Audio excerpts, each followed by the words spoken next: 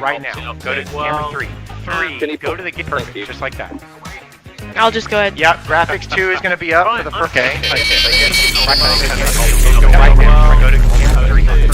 Go. Yep. Go to the gate. Perfect. Just like that. No music.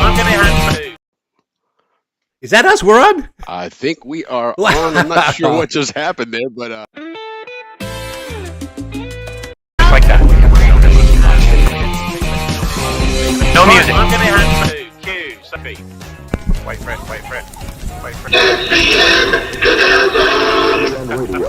On radio in the Canal Zone. All right, guys, mic check. Okay, Ricky, mic. Yep, I am ready. Willie, mic check. Yep, let's go. Step adelante, loco. 9, 8, 7, 6, 5, 4, 3, 2, 1, and we're live. Okay, and go for it, guys. all right, now we're back on our Panama day. That was a little bit of a glitch there. It's been hopefully it's not a night of glitches, but anyhow, here we are, 8 p.m. Eastern time, 5 p.m. Pacific time, and 7 p.m. Canal Zone time. It's happy hour at the Balboa Yacht Club. Ricky, happy Friday to you, man. Happy Friday to you too, my friend and brother in arms. Guys, are you guys ready for an incredible show tonight? We're going to learn a lot about the canal itself, the actual piece, the actual lock, the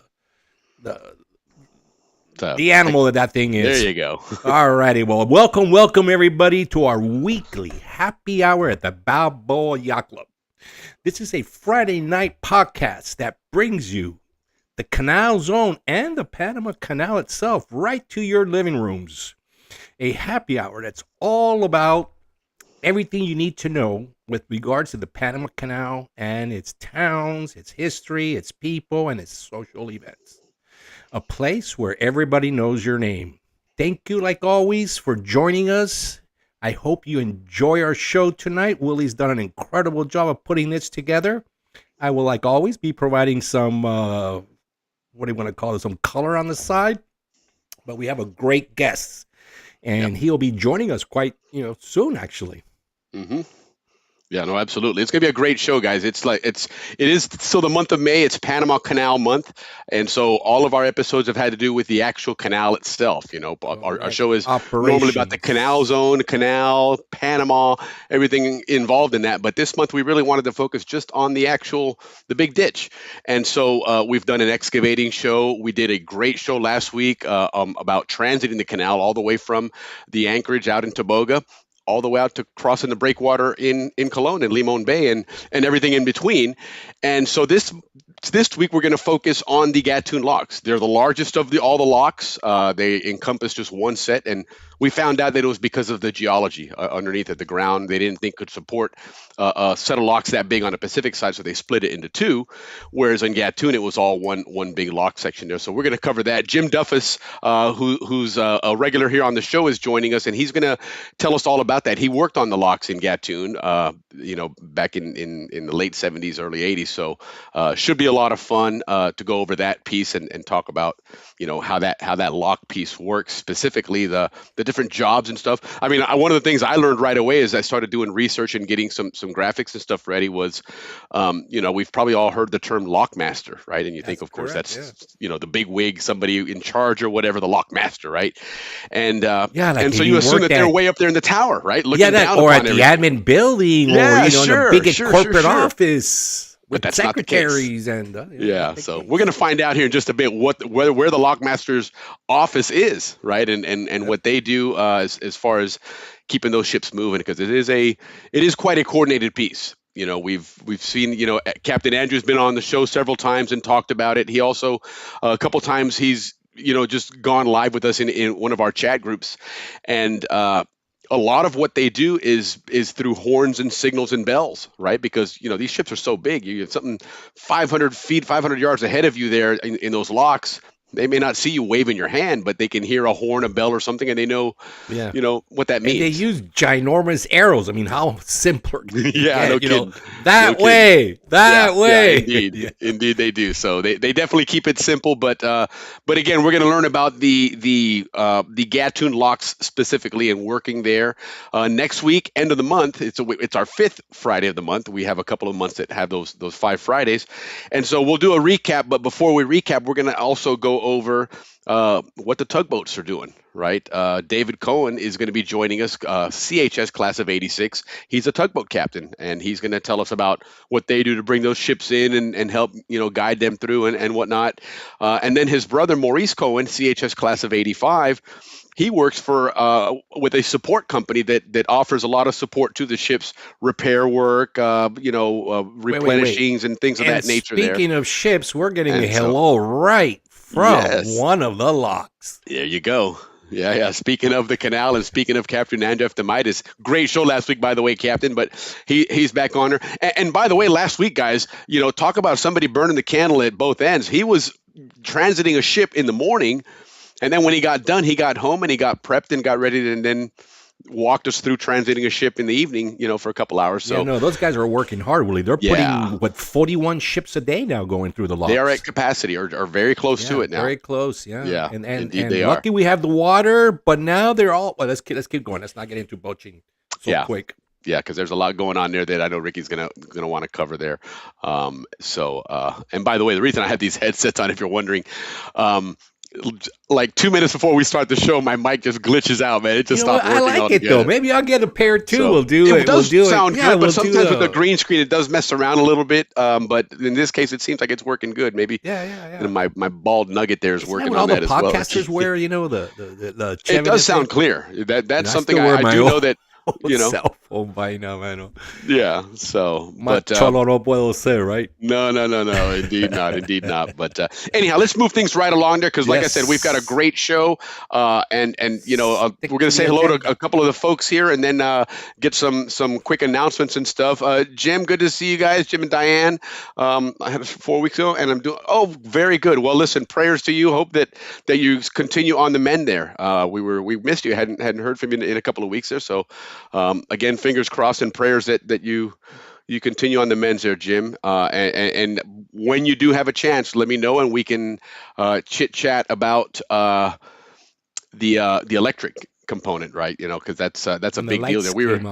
We were thinking about it just now, even doing this piece on the Gatun locks. The Gatun Dam is right next to it, and that's the major power source for the zone, and that's something that Jim Bradley, for those of you that don't know, was quite involved in, is providing a lot of power to the zone. Yeah, he everything was with big in that power, electric electricity. division and stuff. So, but again, continue prayers for you to continue on the mend there. Leaf, good to see you. Hey, Leaf. What about Starship 12? That's probably going over my head somewhere. You'll have to refresh my memory what you're talking about there. Bill, good to see you. Happy Memorial Day, guys. This is the weekend that we are all very thankful for all the things that we're able to do and grateful to do because of those that have sacrificed and given that ultimate sacrifice. And we celebrated this Memorial Day. So several, I know, like for example, Joel Baldwin, that one comes to mind. Good friend of mine, BHS classmate, Balboa Bulldog teammate that gave the ultimate sacrifice in Iraq several years ago. But thank you for your service and everybody else that has made that sacrifice. So thanks for that reminder, Bill. Appreciate you. And again, Jim Duffus will be joining us here shortly. Right Robert, on. good to see you, man. Good day to you as well. I'm assuming Robert's down in Panama. That'd be pretty cool. Saludos. Good to see you there. Mozart, hello from Kentucky. All right. Mozart 5575 from Kentucky. Very good. So we got some Kentucky folks here. I know that Chris Jeffries on occasion is in that area. That's home for him. Mark, listen, I apologize for not getting that to you. I realized it a couple days ago that I had totally forgot. Mark and I are working on a some software he's helping me with to work on videos and stuff. And it just keeps doing some funky things, and then I get sidetracked. I'm just so absent-minded. I apologize, but I promise you I will get that out to you because I really want your help on, especially with those music videos. I think that'll be a cool Hey, Rich. tool to use that. Rich, good to see you. Buenas noches. Happy Friday to you. Feliz viernes. So anyhow, let's get some announcements going and get some bochincha so we can get our guest Jim and Canal, start learning yes. about the Gatun locks. Yes. SCN Television presents K-Pasa. And now here's this evening's host, Army Sergeant Bob Foster. Good evening and welcome to K-Pasa. We've got two guests tonight. First Sergeant First Class Jim Webb. Sergeant Webb's with the 27th Military Police Detachment. That's right, Herb Alpert and the Tijuana Brass. Love They're that too. due here this month. I think it's this weekend, actually. Yeah, you need to go to that, man. In fact, listen, if you could somehow go to that and get those people to take a picture with you and tell them, listen, man, you're not going to believe this, we grew up listening to your music down in the Canal Zone, man. So did Everybody my father, recognized by the that way. song. So anyway, so what do we got going on? I know that we got a lot happening. First of all, cheers, everybody. I don't know how we skipped cheers in our intro, but cheers to everybody. Did. Salute, Happy hour, everybody. salute. Yes, indeed. Mm. Indeed, I don't 2 believe we plus forgot years, that. we've never missed that. Well, it's just that, sometimes there's the flow going, and Willie and I just get going, and the flow, and then boom, we're moving right on. Yeah. Well, the whole mic thing got me a little discombobulated anyway, so Yeah, well, we got some great news. Short, but like 3 pieces, but they're incredible. Yes. So All right, before we do that, though, because I know that Ricky he gets into those, and God bless him, but he'll run with those, and next thing you know, man, it's like what's his name? Your boy, Life is a Box of Chocolates, catches that pass, he runs right out of the end zone. For sure, man. Yeah, Forrest Gump, he kept running, man. But the thing is that we're really up to well, date, and it's we inform compelling. you guys maybe a day or two before you really see it. Yes. And it has mostly to do because we have this chat group with a lot of people searching news for us, and we do get it like there's a lot of sources out there for sure that throw stuff our way, but no, real quick then. So like I said, because once Ricky gets started on it, then it's we're cruising along. But don't forget, guys, next week is the deadline to get yourself registered for the reunion. Okay, May 29th is the cutoff to ensure that you have and secure your room, all that stuff. Class of 86, I know there's a reunion. Go onto the Facebook page, the Class of 86 Facebook page, because Debbie Earhart is asking for confirmations of who's going to show up and if there's going to be any plus ones for Friday night's event. I imagine, Ricky, your class is probably doing the same thing as well. Yeah. With us, you got to pay, and then we know you're on the list. So it's $100, and you're on the list. Right on.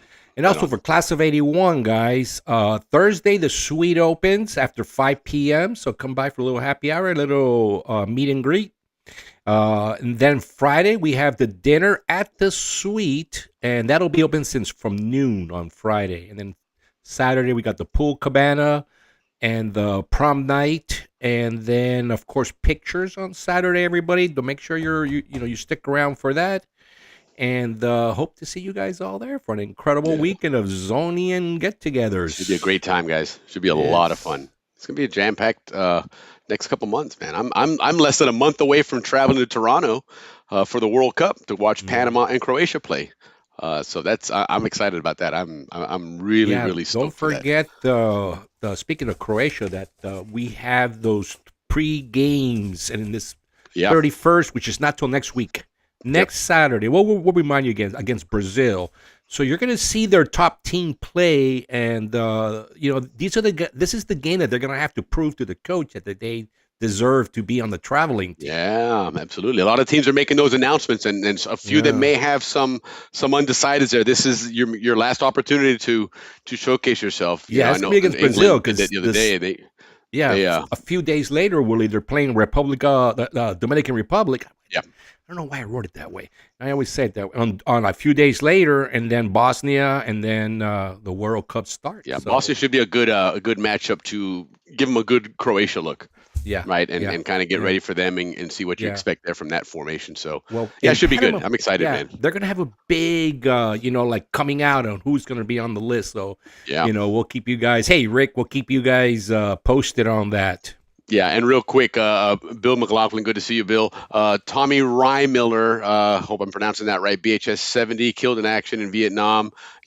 Rest in peace and thank you for that ultimate sacrifice. Yes, and from Class of 81, Evan Moldyke from Los Rios. He was a major, and he passed when the Scud missile hit the camp. Wow. He was in that. So well, God bless these Canal guys, Zone and boys. God rest Thank your you very souls. much. Yeah, rest in peace, Zonians. Yes. So, but hey, it's let's move right along there. Last thing, real quick on that reunion. Don't forget, there's always a lot of great things going on. There's a golf tournament. By the way, they do need volunteers. I did see a posting on that. They do need some volunteers. Go to their website, pancanalsociety.org, and look and see there. They need volunteers for a lot of different activities. The people that do these things and sit at those tables, they're Zonians like you and I. They're going to the reunion to enjoy themselves as well, but they take a little bit of time out to, Make to sure give back by just smooth. helping it does. themselves. It runs super smooth. It does. So It if is you haven't experienced it, and this is your first time, you'll see how organized and how It is. And one of the folks that is responsible for, if nothing else, that template of a successful reunion recently is Bill McLaughlin. That young man right there. He was former president of the society, but also his career was in event planning and putting things together. And so, imagine that's like the governor and all that stuff. And, oh my God! Maybe one day we'll have him on and he can tell us all about that. Yeah. Well, he did. Remember when he did that interview with us, and he explained that, and it was. I mean, it's quite an endeavor. Let me tell you what, man. Whoever takes on that task, kudos to you. You've earned whatever perks or benefits you get at the reunion, because it's a lot of work, man. And it starts, literally when that reunion ends, the next one is they start working on it and planning it. And yeah, you're right. They're putting together a lot of great stuff. The one standout activity, I guess you can call it, this one is going to be on Saturday, right? The big party, the big dance there, that's going to have the grand soiree, the Grand Tivoli soiree. Right. And that's it's that formal party that they want to take it back to where it used to be, where it's a more of a dress up occasion. It is going to include dinner. You can pay for a dinner and the dance, or you can just pay for the dance later on. But no shorts, no T-shirts, and make it a big deal. Like a Saturday night at the Tivoli. It is. Think of it as prom. You guys this is your prom, especially the graduating classes, man. Go there all dressed up and have a good time, man. It's that one time that you can still look nice, right? Because Zonians have a way of being laid back. I mean, that's the Zonian kind of way of doing things, right? Flip-flops and jeans for a Zonian is perfectly acceptable. That's considered semi-formal. Hey, I wear blazers and nice and flip-flops, man. Yeah, certainly. I mean, that's not unheard of in our circles. In the Canal Zone, right. That's part of our so they way want we to dress. make that really snazzy, like, again, Tivoli was a place where, back in the day, they had presidents go there and dignitaries and superstars and whatnot. So you kind of having that name to this party, you want to give it some class, and therefore it works out. Jazz it up, man. Jazz it up. I'll definitely be there. Anyway, all right, do your thing, man. All right, let's get into some Bochi news, guys. There's two very important news. Let's start with the ACP, which has to do with the canal. Yep. We have selected a new administrator, and it's the first woman administrator. So congratulations to Mrs. Espino, which our chat group and our side, we all were rooting for her. She has by far the best credentials. But Willie, I went ahead and researched the other candidates, and let me tell you something. I want to let everybody know, ACP, or the former Canal Zone company, it is manned by the top minds of Panama. Yeah. Indeed, it is. They don't play around with who the CFO is, and who runs the top positions. And the other candidates were also they would have been great administrator as well. Mm-hmm. But Mrs. Espino, who 45 years or 40 years ago, 1985, however long that was. Well, listen, she just recently. What did she just do recently? Oh, no, she ran the third set of locks. I mean, if and that doesn't she's tell managing you, the dam project. I mean, dude. Exactly. So she's well respected worldwide in the maritime industry. Yeah. So congratulations to her. Cheers from the Canal Zone. Thank you very much. Yeah, indeed. You can certainly say it wasn't a political choice. It was a choice that was who would best serve the country and the canal. Well, let me tell you, I also did research on that, and what it was the board of directors. Because of what's going on with geopolitics and all the new routes and, the new, with Asia, right? All these new routes going to Asia. So they also had a political, so they were divided between, do we hire an operational technician like the one they did, or do we hire a politician that can handle all the geopolitics going on? Plus, remember, the canal is an engineering powerhouse. Right. It's also a financial enterprise, a logistic hub, and then it's also a geopolitical instrument. Correct. So that's why there was a political, which would have, in my opinion, and probably everybody here too, would have been the wrong thing to do, is to put an administrator that's political. But agreed. There was a reason to think about it. But anyways, the new duties that this lady's going to be taking on from past administrators, shipping alliances now. How Costco's no longer using our ports, right?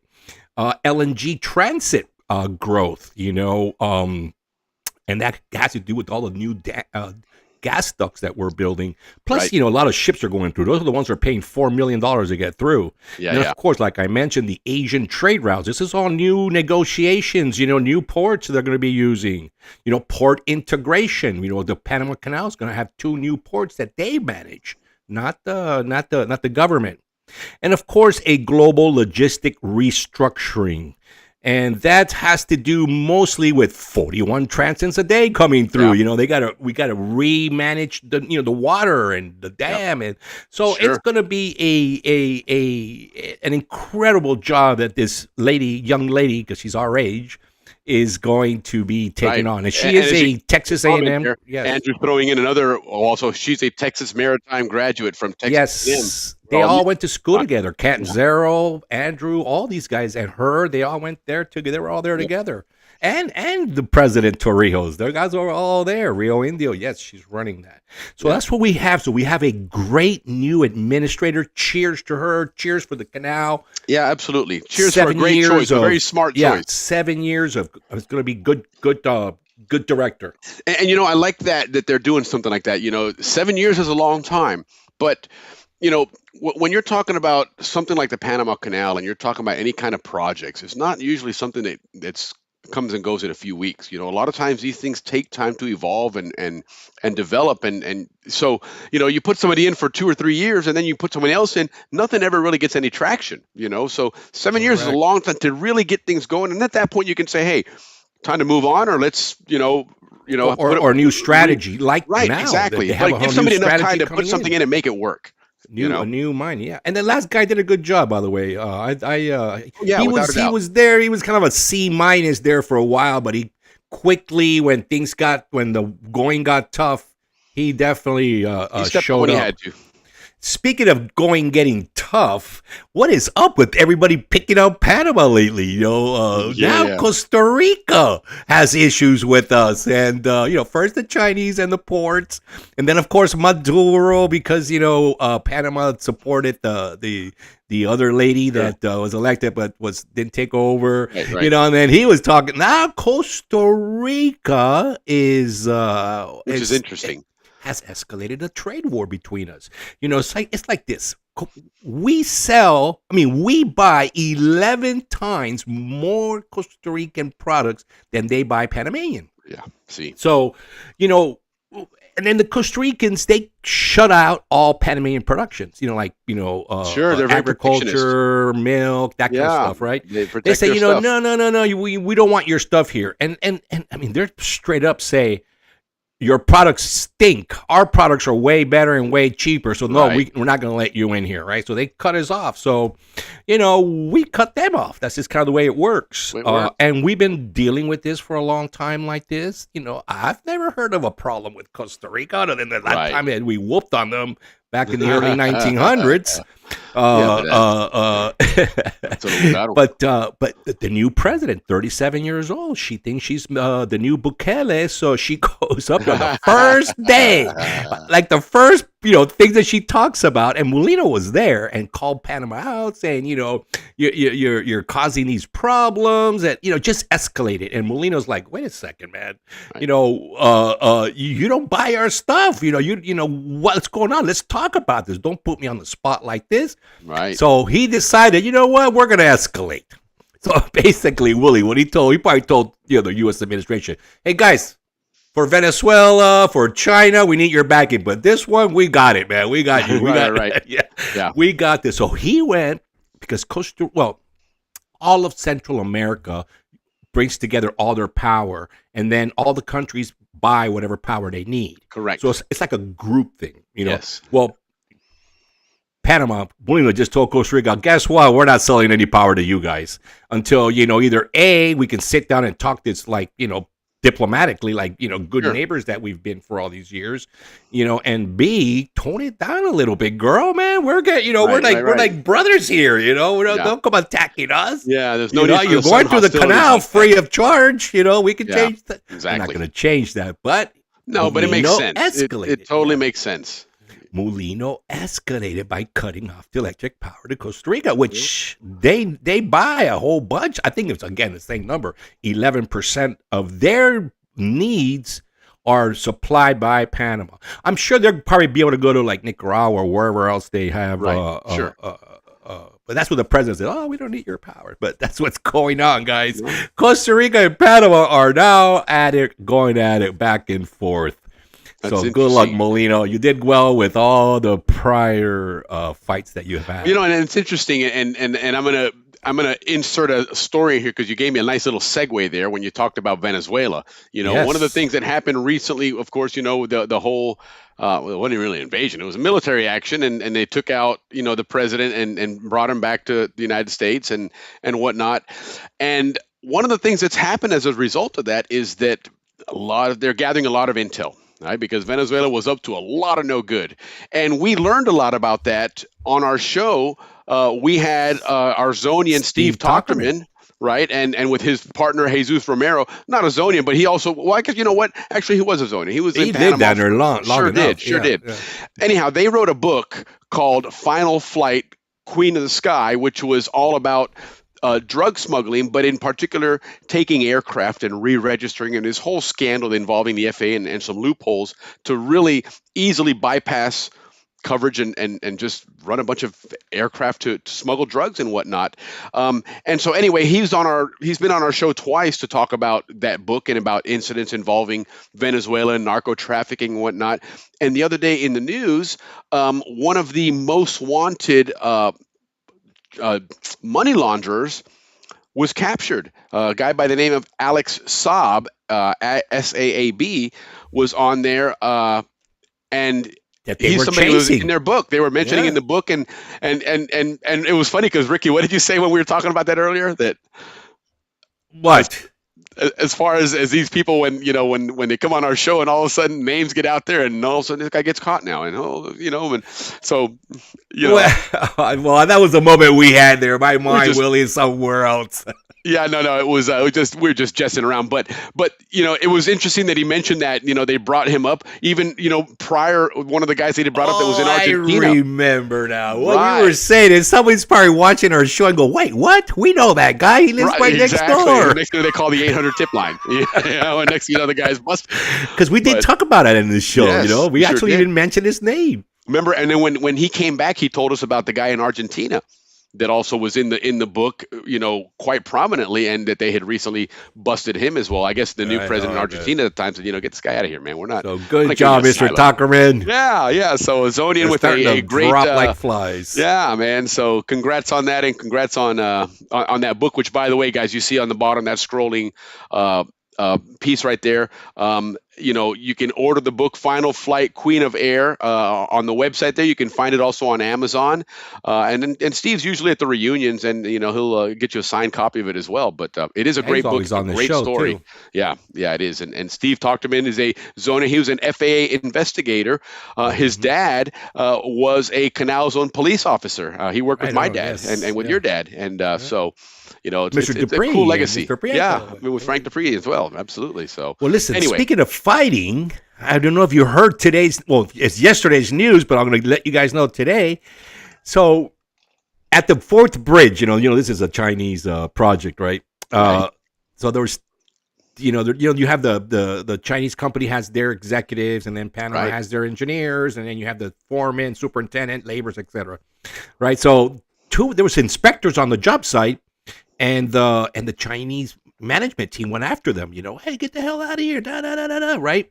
So then the two Panamanian engineers intervene and say, hey, wait a second, you know, what are this you is doing, part of man? the deal, you know. Right. And they roughed them up as well. They started roughing up the Wow. Panamanian engineers. Alrighty then. So then Suntrax, which we always talk about Suntrax as the bad guys, right? Not in a good way. Those guys fucking, they did not take that and they jumped the Chinese, man. Good for them. And you'd expect that. I mean, unfortunately. Of course, a couple of them got fired, but they weren't, you know, they were The message going to was said. It's like, enough already. Yeah, Everybody's the message was picking on delivered, us.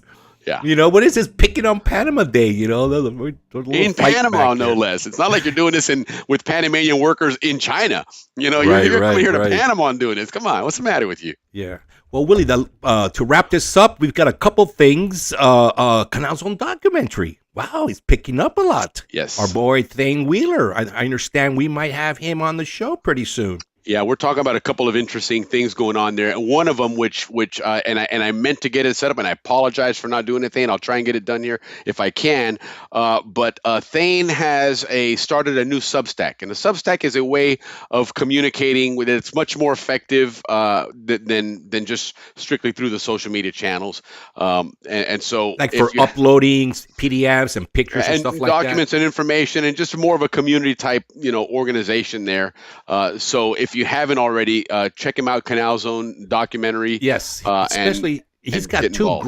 great stories out there right now. One is music history, which I think is a great job. The catalog everybody that has been from the Canal Zone that is doing something with music, from recording artists down to just like studio players. The whole Canal Zone genre. You'll be hearing about that if you follow his site. But he also had another one that I already knew, but not much people didn't, and this caused a lot of talk in social media, which I follow a lot. The Panamanian social media, Zonian talk all week long. It was been Zonian talk in the Panamanian social media. Well, Thane put out a thing about Edward Murphy. Who is Edward Murphy? A great Zonian, born and raised in the Canal Zone, born 1918 actually, to some Army parents, and then he went to study, fight. He was a fighter pilot in World War II, and then he started working, building jet engines, and he worked for NASA, the Apollo mission. He worked for F4s, and he worked with the Blackbird as well. So he coined the phrase, if something can go wrong, it will go wrong. Murphy's Law. That's where that came from. How about Murphy's that? Law. It's Zonian.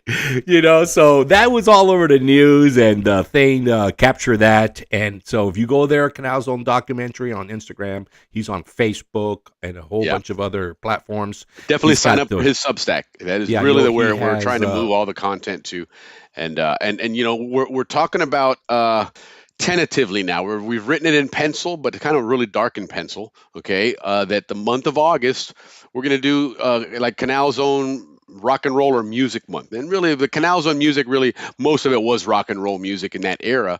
But we're talking about some great musicians from the 70s in the Canal Zone, from the 80s and 90s. There's a lot of great stuff out there. Oh, yeah.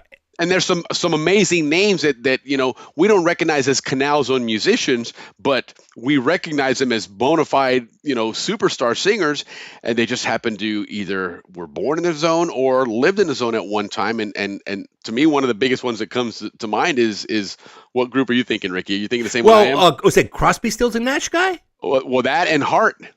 Heart, that's right, Heart. Crosby, Stills, and Nash. The two girls from Heart, they lived in Coakley. Unbelievable! Yes. They lived in Coakley, right? That's right. So yeah. But so these sites put out. Everybody was putting out this. This guy's a Zonian. That guy's a Zonian. It's been a great week. Zonians are kind of back on. It really has. And hopefully does in a better light. With that, Thane has he puts a lot of good work into that Canal Zone documentary, and so get involved, guys, because he wants to capture a lot of people's stories. He's going to do a good job. So we'll have him on. All right. So also on the Canal documentaries and Canal social media sites, Noriel with the Panama Canal, the Panama Railroad history. He has a great history right now. Two things, of course. One, at the University of Panama, back in 1978, I guess when the canal was winding down, they sold two cabooses. The famous cabooses that our trains had. The last one, the one wearing the back car. The back car. Well, they sold 2. Panama University bought 1, and it became where they always, you want to get your prints made. But so he did a big story on it because nobody realizes what a gem that is. Right. So he's out there exposing that. Listen, at the university, you guys have one of the biggest gems in the railroad history. And then he also did a great piece on all the stations, and it's good to read them all, right? Corozal, Mount Hope, Gamboa, of course, Balboa, Gatun, Pedro Ancon. Miguel, and Panama. They actually call it Panama, not Ancon. Yeah. And then from the old school, he also showed them the Gorgona station and the Mataching station and the Frijoles station, which brings up part of that story on who the Zonians were. So one of the persons, Willie, they put was Rock Carew. And of course, everybody was going, no, he's not Zonian, impossible. Right. And then I put down, well, he was on a train from Frijoles to Coco Solo. Right. You can't get more Zonian than that. And it was all in that Canal Zone 50, 60 likes. Because everybody's like, oh, certainly. yeah. So we learned that here with David. Right on. Yeah. So again, Noriel, PRR_history. On Instagram, he does an incredible job. Yeah, and he's been on our show several times for sure. Yeah, great guy. His mom and dad worked on Barra, Colorado, on the island, the Smithsonian. Correct. So they would catch a train every morning. Out Frijoles, right? That's where they got off. That's why he got off right there, and then they would pick up the launch there. And he did it a couple times. The whole take your kid to work day. So he got to take the train and go out to the island for work. So anyhow, that's good stuff. All right. Well, once again, we are done with. Nice. We did good. We only went over by about 5 or 6 minutes. So. Oh, really? Yeah, nice work. Nice work. No, that one actually is definitely the round of applause is due on that one for sure. But. Good stories though, man. Good stuff happening. Yeah, hang in there, Molino. You got this, brother. He is. He's doing well, and he's got Big Brother watching over his shoulder in case he needs anything anyhow. So, but all right. So listen, we're gonna talk about the Gatun locks now, right? Our friend Jim Duffus is in the green room standing by. We got to pay our bills first, real quick. So we're gonna talk to some howler monkeys, and then we're gonna get Jim on here and learn all about the Gatun locks. So stand by, guys. There it is, and go. Where can I find El Fulo? He's out there catch waves. Hey, Fulo! Fulo!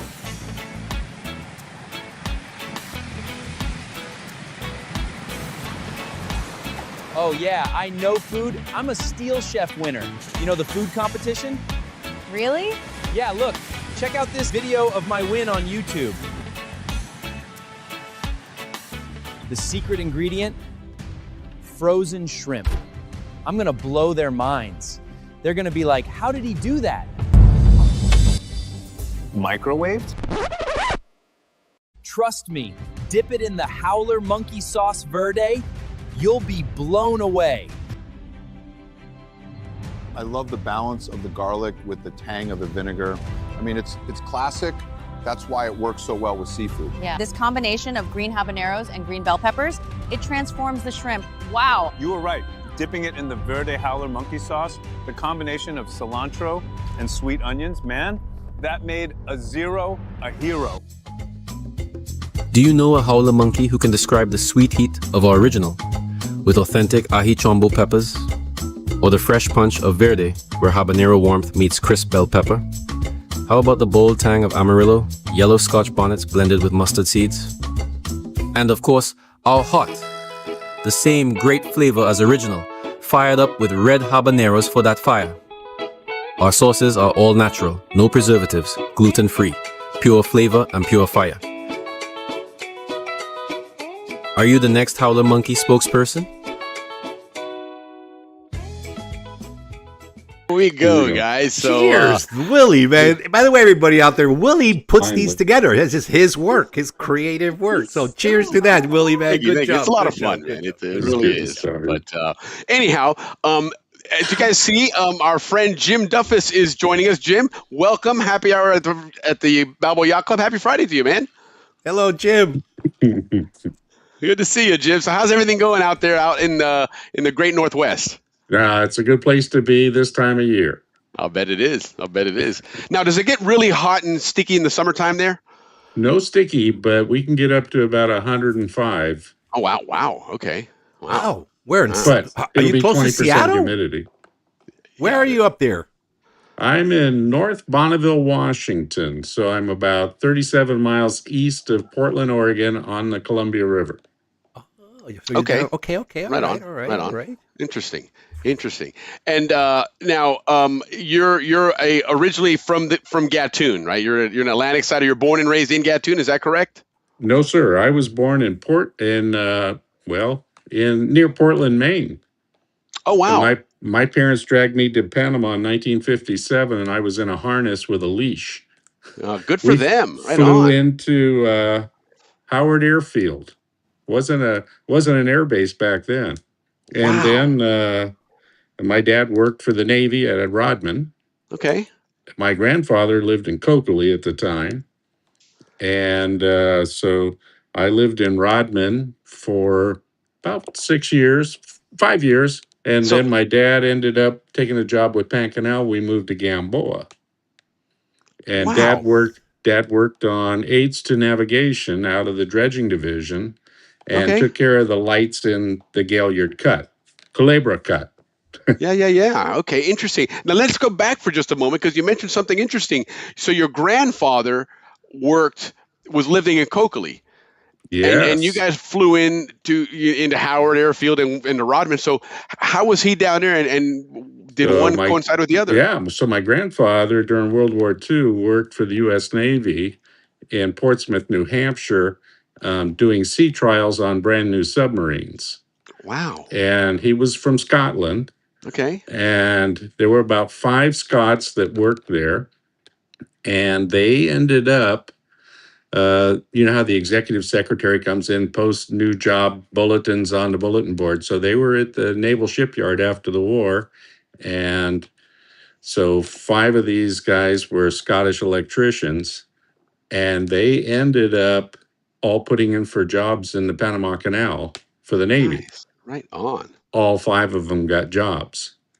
So they moved their lunch table and card table down to Rodman and Coakley from New England, the Northeast, and got jobs there. That's and great. So my grandfather loved it, and he ended up loving to play golf. And I mean, I have a picture of him with Arnold Palmer playing in the 57 Panama Open, and I think Arnold Palmer designed a few of those, by the way. Yeah. And anyway, so that was my half of my family's introduction to the Panama Canal area.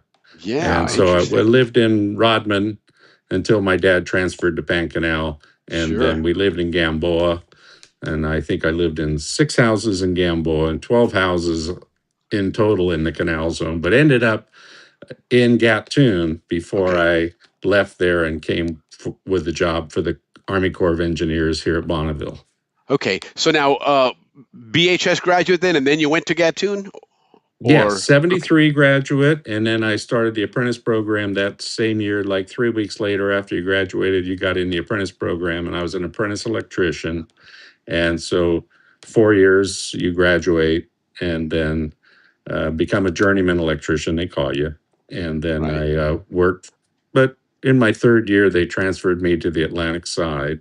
Okay. You know, you go where you go. Yeah, hey, everything happens for a reason. And I love the Atlantic side. I truly did. I love the Pacific side. I love the Atlantic side. But now, did you meet your wife Clover in the Atlantic side or on the Pacific side? Actually, Clover was an Atlantic side girl, and in her senior year, her father was transferred to the Pacific side.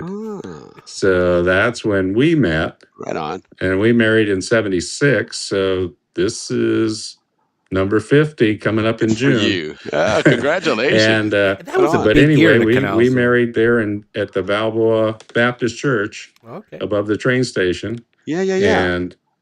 And then I ended up getting transferred to the Atlantic side for the electrical division, and then later transferred to Locke's division. After the treaty was signed in 77, it was obvious that I didn't have veteran status because I started when I was 17 with the canal. So it was smart for me to go to Locke's division of Marine Bureau. And then I went there, and about 78, I only worked there a few years. Right. But I I just loved it. I'll bet. I ate it up. I'll bet. Yeah, we're gonna talk all about that because it's, to me, that's one of the really interesting things about the whole canal operation is the locks piece, right? There's a lot of moving parts there. There's a lot of coordination there, and it's amazing how it all happens because it's and Ricky and I were talking about it earlier when we were doing some sound checks and stuff. You rely a lot on bells and whistles and stuff because everything it's not like it's right next door to you, right? There's a lot of noise and the guy at the front of that ship is ways down, and so what Captain Andy will tell you is, think about it, before we had portable radios. It was all hand signals back then. There were no portable radios. This is all, it's amazing. But as a lock operator or a locomotive operator, or a lock master, you had to know all of those hand signals because if we lost radios, right, you still had to put the ships through. Yeah, there's no pause button.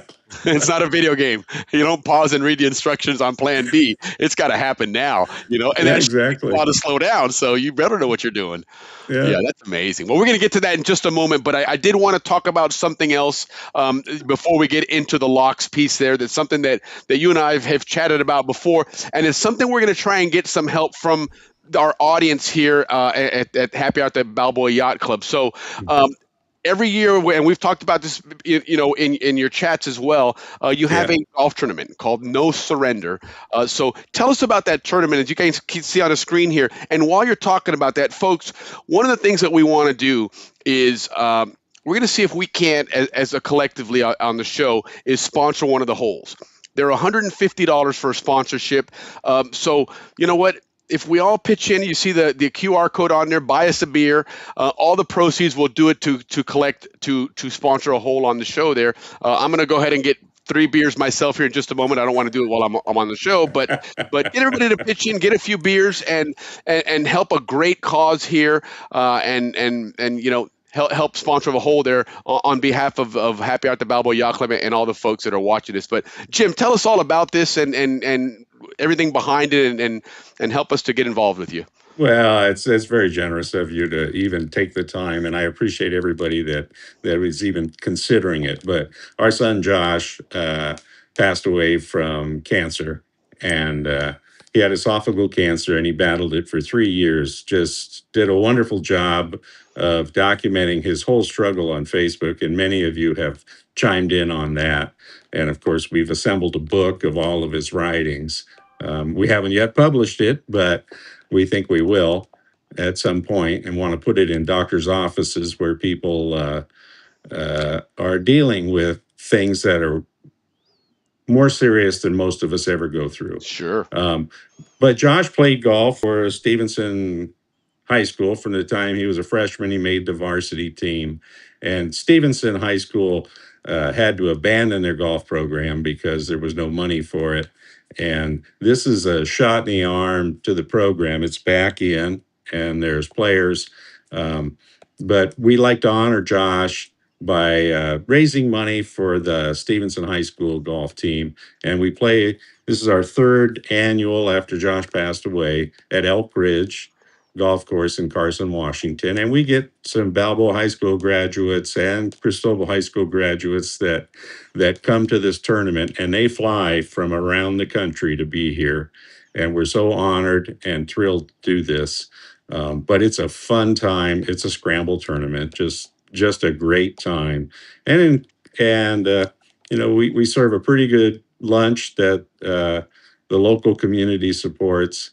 So it's a good time. And anybody that wants to think about helping out for sponsoring a hole, what a great idea, Will. We're so thrilled that you're throwing that out there. Of course, my pleasure. Absolutely. And like I said, guys, scan that QR code. If you're not watching the show live, we'll do this this week. We'll do it again next week for the show, and then throughout the week, because a lot of people tune into the show later on. They don't get to watch it live. But if you're watching it and it's not live, you can still scan that QR code on there and just buy us a few beers. All the proceeds are going to go towards sponsoring that hole, and hopefully we can get to the 150 or surpass it, of course. And if not, we'll do our best. But Ricky and I are going to certainly chip in as well, and let's get all the Zonians to jump in and say hello and and show their love to a fellow Zonian, and a great cause at that. So, but let me go ahead and Hey, from my little brother. Ray.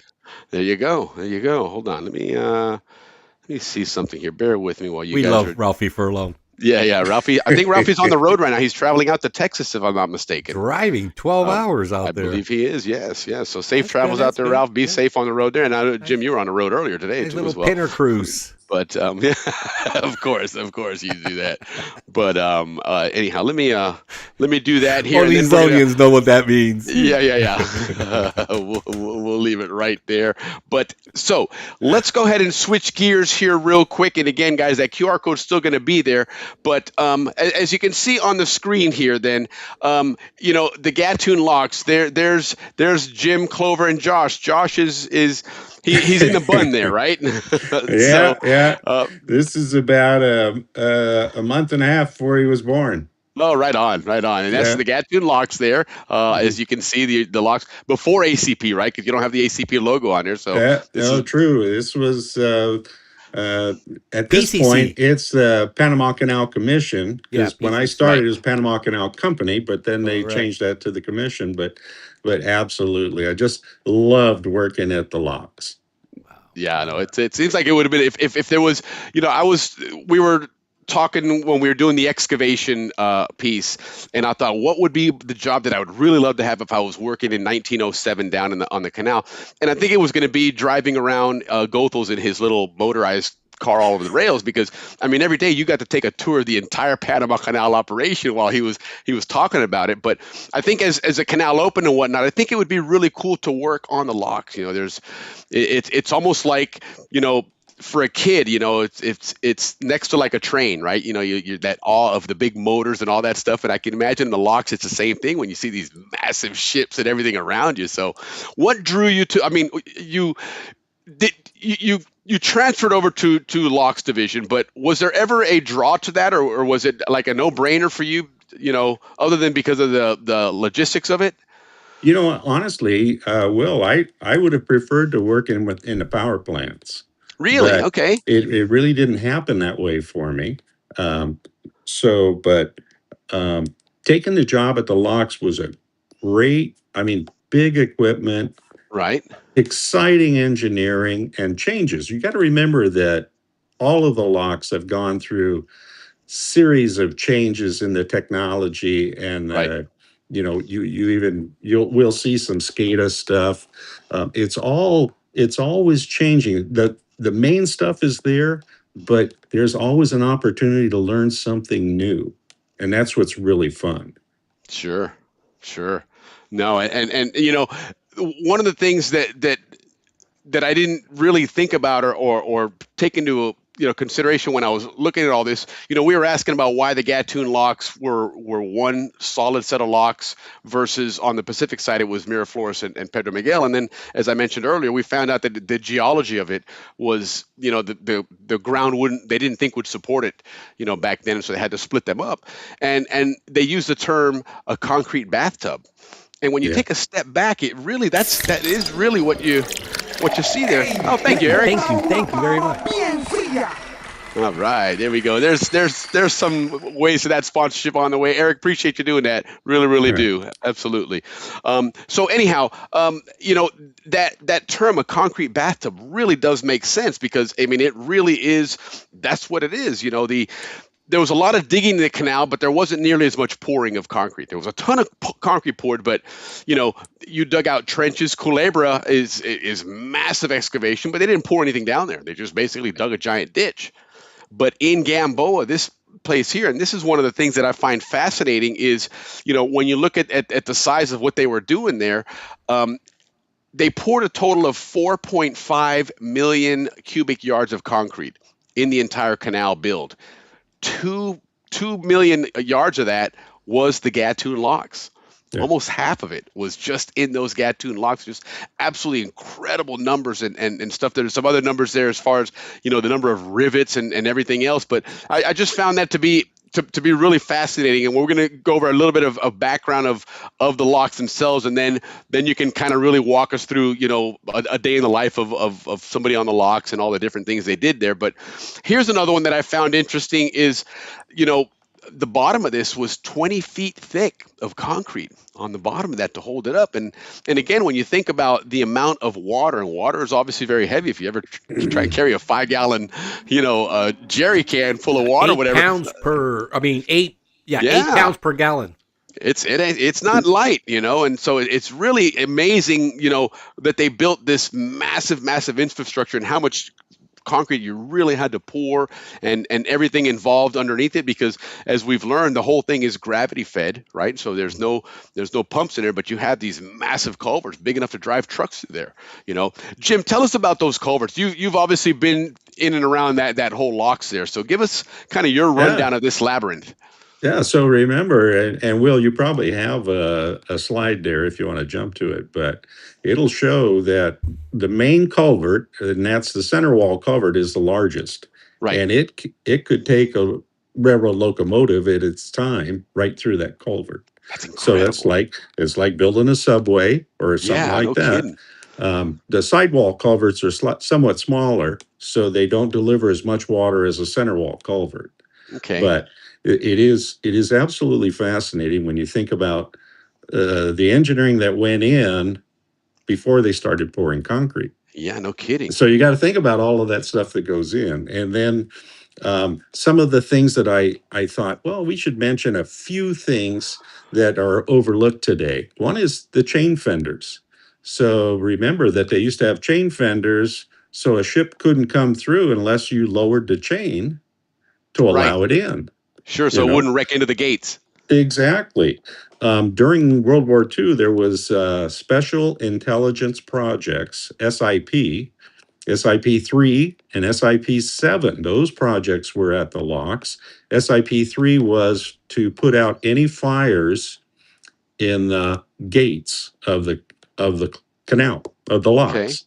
Okay. SIP-7 was a special project that in the lake chambers, the chambers closest to the lake, right, there's dams that come up out of the bottom of the chamber that would seal off in the event of a catastrophic failure of the lake gates, so you wouldn't drain the canal.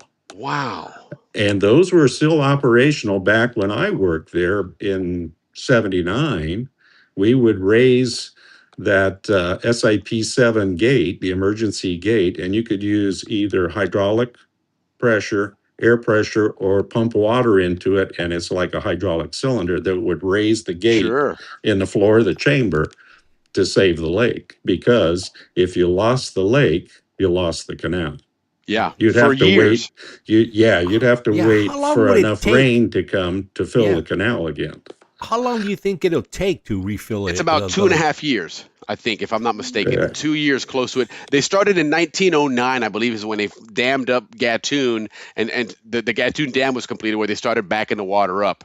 And by then, remember they had took the other out area. The Balboa dike. Yes, and then exactly once they blew the Balboa dike up, but you had to have enough water in there to then rush it and fill the locks up. So, and then remember that they had on those lake gates, they were doubled up, because if there was a failure of one gate, you wanted to still be able to open. So you'll still remember seeing some of those gates recessed. Yes.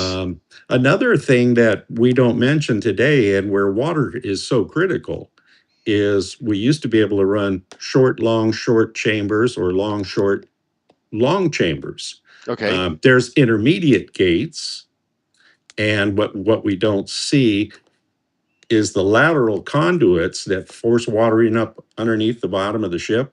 Right. There are cylindrical valves that plug those, and you can plug some behind a chamber or in front of the chamber, so that you only fill up a partial chamber. Say you're going to take the Crane Boat Atlas or just a couple of tugs through.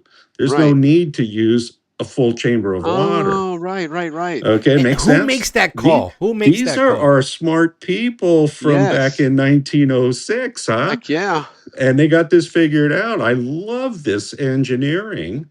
When you think about it, and you're got right. to appreciate what went into building all of that ahead of time. The foresight to see that, because you didn't go back and like, oh my God, let's dig all that out and do it again. Sorry, you got one pour and you're done. Well, So, but here's the amazing thing about SIP-7. That was done during World War II as a special project, and nobody knew they were doing it, and they built a dam in the floor of the chamber and raised it up. I had no idea. That's the first I've ever heard of that they during they had the war. that right And in the you middle weren't of that. allowed to take pictures of it until like 19 in the 70s. It makes sense. Because it was all top secret. Sure. Well, because even then, regardless of neutrality of that canal, we knew that was still something that some people would want to take out, because who's going to benefit more than any other military for that canal would be the United States. So, as neutral as it was, there's people that would like to see that out more than others. And it makes sense to keep that hush hush information there. Yeah.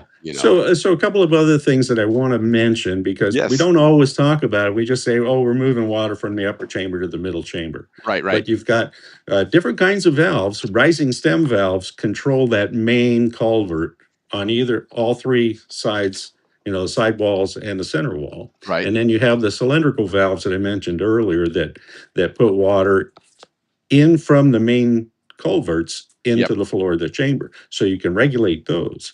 But remember, when a chamber is out of service for locks overhaul, remember, we got to put in those floating caissons and then sink them in front of the lake gates so they can work on the gates.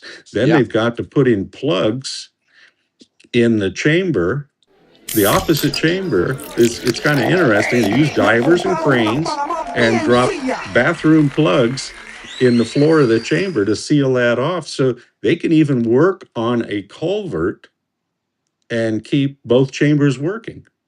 That's incredible. It's really amazing. Yeah. And it's just brilliant engineering way before our time. Way before our time, and made to last.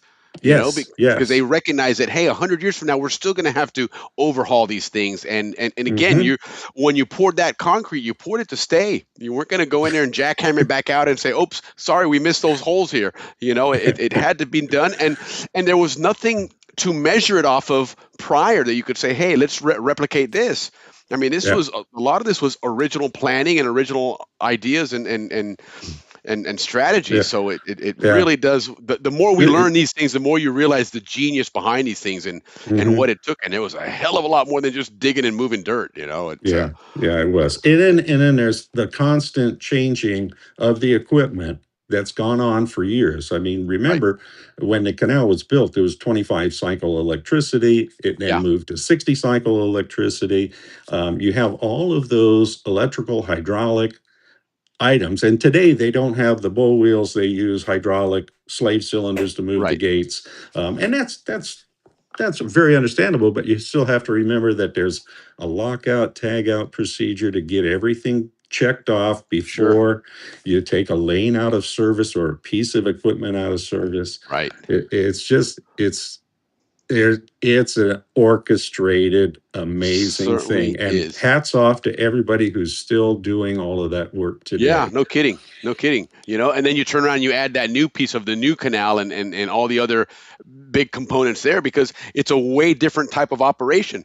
But it's the same company running it and doing it. And, even you take the pilots where there's different mannerisms of driving those ships in the bigger locks. And so, it's the more we learn about this, the more we think, my God, these guys are just geniuses. You just have to, it's part of our heritage, and we need to appreciate it, and we need to share that appreciation with others. Agreed. Yeah, Agreed. we do. Yes. Yeah, absolutely. And we're thankful to have folks like you that can really tell us how these things work, because again, most of the books and most of the documentaries and everything out there, they just kind of scratch the surface. You dug a lot, you moved a lot of dirt, you poured concrete, and it climbs up here and it goes down there, and that's kind of the same story we've heard for 100 years. But, these are the pieces that we really want to know about here. So, going back to this piece here, we talked about the miter gates, right? And the whole concept of a miter gate, right? And read some of that. But, old Jim's going to have to take a break for a second. He's been watching you for an hour now. Go ahead and do your thing. Go ahead. We will get right back. No worries. Yeah, so these miter gates, guys, this is what's really interesting here. The reason that they're called miter gates is that they don't close 100% at that, perpendicular to the locks, to the chambers themselves, right? They have that kind of V shape. And as you see on the diagram there, the arrow's pointing down. That is water coming from the lake. Right, and so the lake is obviously in the middle, and it feeds water in both directions. And these locks, all these gates will always open towards the lake. That way, when they go back and close, you have the pressure of the lake pushing back down, helps to maintain, keep them closed, and less wear and tear because you don't have to have something constantly pushing to keep it closed, a mechanical device. The water itself. Yeah, the actual pressure itself, right? Yeah, serves as your locking tight. device. Yes. So it is fascinating. And then you look at those locks there, and when you look at some of the information on the dimensions, 65 feet wide, 7 feet thick. I mean, it's just massive, 47 to 82 feet high. They vary in size depending on their locations.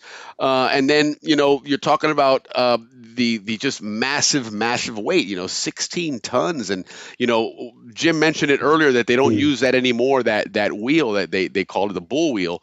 That was the way they used to open and close these gates. And it was just an ingenious design. It was a wheel that weighed 34 tons. It was just a massive wheel here. And you see the drawing here is a little bit wonky here, but it does kind of explain what they did there. They used this wheel, it laid sideways. It wasn't upright. Okay. Flat, right? Flat. It was like exactly. flat It was earth. flat, laying down, but it was so heavy. They actually had underneath it where it laid. They had rollers that the wheel could roll on and spin because it was so heavy. But what it would do is the electric motors would then they would go into the teeth of this wheel here. Uh-huh. They would turn the wheel, which would then push that bar out to open and close the gate. So it was just a fascinating way of doing it because it really took something that just on dry land on itself would require massive amounts of power, but because of the amazing design, thing, it was just like a 40 horsepower electric yes, motor. I mean, That just like with your closed the finger you gate can push it because kind of thing. when the Does buoyancy have anything to do with that? when the water is equalized, all you're doing is closing that gate, and of course, there's a corresponding gate on the other side. Right. But we used that same technology when we built a new Bonneville Dam lock in 1993. We Wow. used exactly the same technology instead of using hydraulics because the sensitivity of hydraulics being right over the water if there's a seal failure. We didn't at Bonneville with the salmon and all of that here in the Pacific Northwest. We didn't want the problem of any kind of hydraulic fluid laying in the water. Sure. But so it's still to this day here, and I remember, So it's all mechanical to avoid any of those things. Yes. Interesting. That's interesting. One of the things that they talk about because of the way it works, and it's, again, this diagram really doesn't do it justice. And I'll tell you, I've tried 6 or 7 different versions of it, and each one, it still didn't do it justice. But the teeth aren't all the way around that wheel. It's just a portion of it. Yeah. And that's the one that rotates back and forth. And if you could almost think of, a little wheel on almost like the ones you used to put on the back of your bicycle that you would click down and it would grab and start spinning to turn your lights on. That's kind of what this does. There's a smaller wheel, then it grabs those teeth and it turns it. But because of the geometry of it, the beginning and ending of that cycle of opening and closing is slower than the middle part. So the gate starts real slow, then it speeds up, and right at the end it slows down again so that it has a good snug fit. And it's just a geometry that gives it its own natural braking system in a sense, right? Like cabinets now, like drawers in kitchen cabinets. You can slam them and then they slow down at the end. Yeah, they do, sort of, kind of. That's good, Ricky. That's good. Yeah, it really is. It makes sense. But it again, as you said earlier, it's something that they thought about. Because this thing is buried inside the locks. And in fact, I'm assuming that they've gone to hydraulics, but some of this stuff they probably had to leave it in there just because of its sheer size. You maybe weren't even able to move it. Because if you're talking remember this, during World War II, they put in 3 feet of sheet steel above the miter gates. That's why you see the miter gates recess. If you look at the intermediate gates, they don't recess. They just go right to the level of the chamber top. Right. But if you look at the other ones that that are going downstream, you'll see there's a hump in the track that was put in to accommodate 3 feet of half-inch sheet steel layered in there as bomb proofing over the gates. That's how much that work was done extra during World War II. That's amazing, and it just shows The that profile is completely different from the original lock. the priority of protecting water from leaving was paramount. And that's why you're doing all Absolutely. these things that, anywhere else, I mean, you're defending the canal and any other type of facility. You might have 1 or 2, bases here and there, but this place was just covered with military bases and just all these extraordinary measures. But it shows you how important that water source was to protect, that you had to go all out because, it's one of those that if 1% of their attack is successful, the canal's gone. At least for 2 years. Think about this: the Queen Elizabeth II, when she came through the QE2, and everybody had pictures of it from everywhere. I was actually underneath the QE2 when she went, one of the times she went through, because that SIP-7 system that I mentioned is a tunnel that goes all the way underneath the lock chamber, and then you're in an air-conditioned environment. You have Otis elevators that take you down and bring you back up on the other side of the chamber, and there's a 8-foot diameter hydraulic ram. That's 2400 volt pumps and systems it was absolutely amazing what they did in World War II to protect the That's like a Panama whole other Canal. bunker down there. Yeah. That we is talked amazing. about out at, Perico Island and the things out there.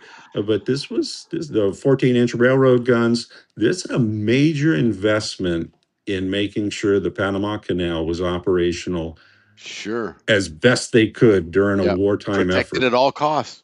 Mm-hmm. Wow, that's amazing. I didn't realize that. And that's got to be kind of scary that you're thinking, man, it's a lot of water to ship up on top of us. The QE2 is right above my head. That's great. That's great. But it's like a bathtub. You're underneath the bathtub. No kidding. Wow. Well, it is, like I said, it was that floor that has 20 feet of water there, So let's talk about a couple of the different jobs and different roles there. Obviously, you didn't do all of these things, or maybe you did, but you obviously are familiar with a lot of them and what everyone did there. And I mean, there's probably a lot more jobs involved, but I think these are kind of like the main ones as far as getting a ship through. Operations. Right. So the lockmaster, and this is the one that we talked about this earlier when we started the show, that we were going to learn about this, because this was the first real aha moment for me when I was doing some research to build these graphics. I envision a lockmaster, I guess, kind of like an air traffic controller, right? They're sitting up in that tower up in Atlanta airport, way up there, completely separated from what's going on, but they can see everything, right? They got a radio and whatnot. But it turns out that the lockmasters are out there walking the floor, I guess. Yeah, the lockmaster's on the wall. He's generally on the center wall, east or west, but that's what he's doing. He's watching everything that happens with the vessel. The pilot, Andrew, and his boys and girls do a wonderful job of taking care of giving radio communications to the locomotive operators, keeping that vessel centered. They may have one or more pilots on board, making sure that everything is doing just fine. Sure. The lockmaster is there to make sure the lock equipment is prepared and ready for the next chamber. And he's communicating with your control house operator to set them up, make sure we have the right valves open, the right valves closed. We're getting ready, we're equalized, let's open gates. And your towing locomotive operators, they're the ones that make it work, and they don't have a thing to say. The only thing they can do is ring that bell twice when they acknowledge the command from Andrew and his pilots. Right. It's like ding ding. Okay, yes. I'm executing the command. If you can't execute the command, then you ring it a few more times and get their attention. Ding ding ding ding ding ding ding. Okay, now we know. Exactly. but yeah, and then those line handlers, not only, we have a line handler on the wall, but those guys in the boats are just amazing. Right. So you want to think that one through. That's a 2-man crew, and they're rolling that out, catch the monkey fist, tie off a cable. It's just pretty amazing. Now, let me ask you. So the lockmaster, you mentioned that they're ensuring that things are ready and for the ship coming in, that everything is set up properly and receive it and whatnot. And then of course they're still walking down there with that ship. Is it one lockmaster per ship, or is it one lockmaster per section, or how's that work? Yeah, that's a good question. I'm glad you asked that, because there are times when back in the 70s when we used to do relay lockages. And that would be, and I've mentioned it once before on a show, where you might bring in a ship and tie it off on the middle level at Gatun. Right. And then a different lockmaster will take it up to the upper level and then dispense out into Gatun Lake. And then you're moving sure 2 ships at a time in the same direction on the lock.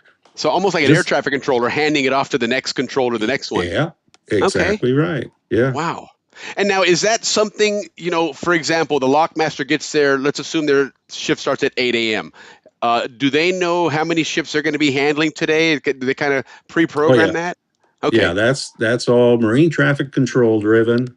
They know what they're doing, and then it's a complete ballet. It really is a wonderful ballet, and it changes every day. Marine traffic control does a wonderful job. Yeah, I'll bet. And we saw from a little bit of the graphics with Andrew that you're talking, several days prior that they're checking in and getting everything set up and whatnot. And then, when do you guys, for a southbound ship that's going to be arriving, when are you guys getting ready for that ship? How far in advance are you prepared for it? Well, depending upon if that ship is coming in at 7 o'clock in the morning, which is probably going to be Panamax vessel at that time, because they want daylight hours for Panamax vessels. Makes sense. You're scrambling back, and you might get there 15 minutes before the vessel shows up if you're a locomotive operator. But from the control house to the lockmaster, they've got the paperwork, or digital today, I'm sure, probably walking around with an iPad. Right. But you're saying, okay, set up for a 612 wing fling, and when that ship comes in, they throw, instead of having the boat down below, they just throw the lines from the vessel right off to the corner of the lock, and that's called a wing fling. And then the line handlers on the wall will tie off the locomotive cables, and up they go. The 1-inch cables will go right up to the vessel. Now, let me ask you, in the event, let's assume that you've got a ship, because you mentioned that the locomotive may show up 10 or 15 minutes prior to that one arriving if they just got done with the other one. Let's assume something goes wrong with that other one, and they have a delay, something couldn't do something, whatever the case is. Is there times where last second, hey, well, let's switch to the other side, or I guess? Well, that's the call of the senior lockmaster, to make sure if you can do an emergency change like that. But on the other hand, it's possible you might have to use. We had that turntable, if you recall. You could run a locomotive, and the locks at Gatun were different. In the other two, you could run 9 miles an hour with a locomotive. At Miraflores, and at least at Pedro Miguel, back in the day, may have changed by now. I can't tell you. It's 45 years since I've been there, working. But 9 miles an hour in a 55-ton locomotive is really moving. Okay. But you could move a locomotive pretty fast if you had an extra one available, and then use the turntable, cycle one out, put a new one in if you needed to. But generally, your running maintenance mechanic and your running maintenance electricians would be able to fix the problem. And the worst that would happen would be a vessel might have to tie up on the center wall before entering. And that would probably be the worst. Right. And it would be a 15-minute delay or something. Okay. So now you mentioned a senior lockmaster. So what is a typical setup, on a day shift as far as lockmasters? You're going to have a senior lockmaster. You're going to have a junior lockmaster. You're going to have a senior control house operator, and you're going to have a junior control house operator. You're going to have a full slew, at least probably 8 locomotive operators on either side, 6 to 8, depending upon what's going to happen that day. Sure. You'll have a line handler for each locomotive, and then you'll have one running maintenance electrician, one running maintenance mechanic, a senior tunnel leader, and mechanical and electrical. And their responsibility is for the operational equipment of the canal, the miter gates, the valves, and all of that. And the running maintenance guys are running with the locomotives. Wow. So they're always on standby, or, is it Yeah. something that they're, Yeah. is You're it gonna have an common to have work electrician going on all the You're going to time? have an electrician and a mechanic ready to work on a locomotive at a moment's notice. Right. You don't have time to call and have somebody jump in a truck and drive down, and you got ships waiting. No. And of course, if everything's running smooth, those guys are working in what you've seen before on the sides of the locks are locomotive maintenance sheds.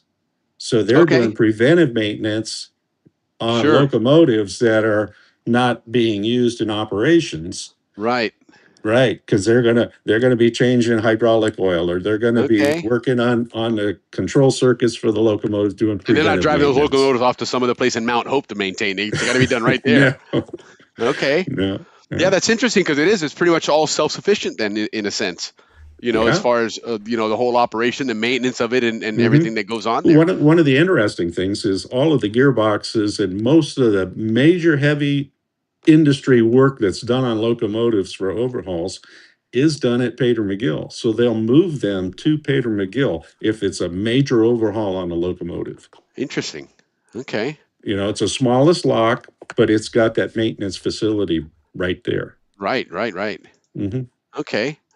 So now let's take a look at a couple other things, and I wanted to switch gears here, but I didn't want to have just a big blank screen there. So now we're going to talk a little more about the whole operation itself here. This is just a simple diagram to kind of show you from the Caribbean all the way up to Gatun what you have there. In essence, it is a continental elevator, for lack of a better term. You're raising up a big ship, 85 feet, and it's very interesting. How they planned all that out here.